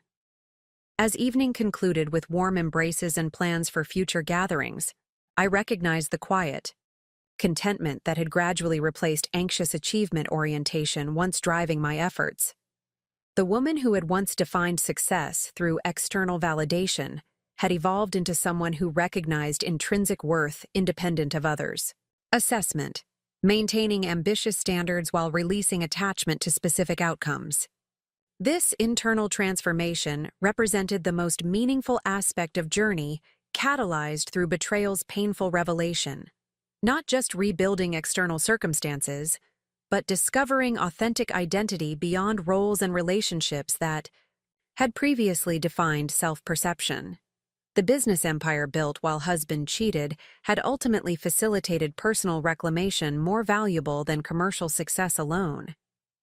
Standing on hotel balcony overlooking Portland's twinkling cityscape, James joined me in comfortable silence that reflected relationship built on mutual respect rather than performative interaction.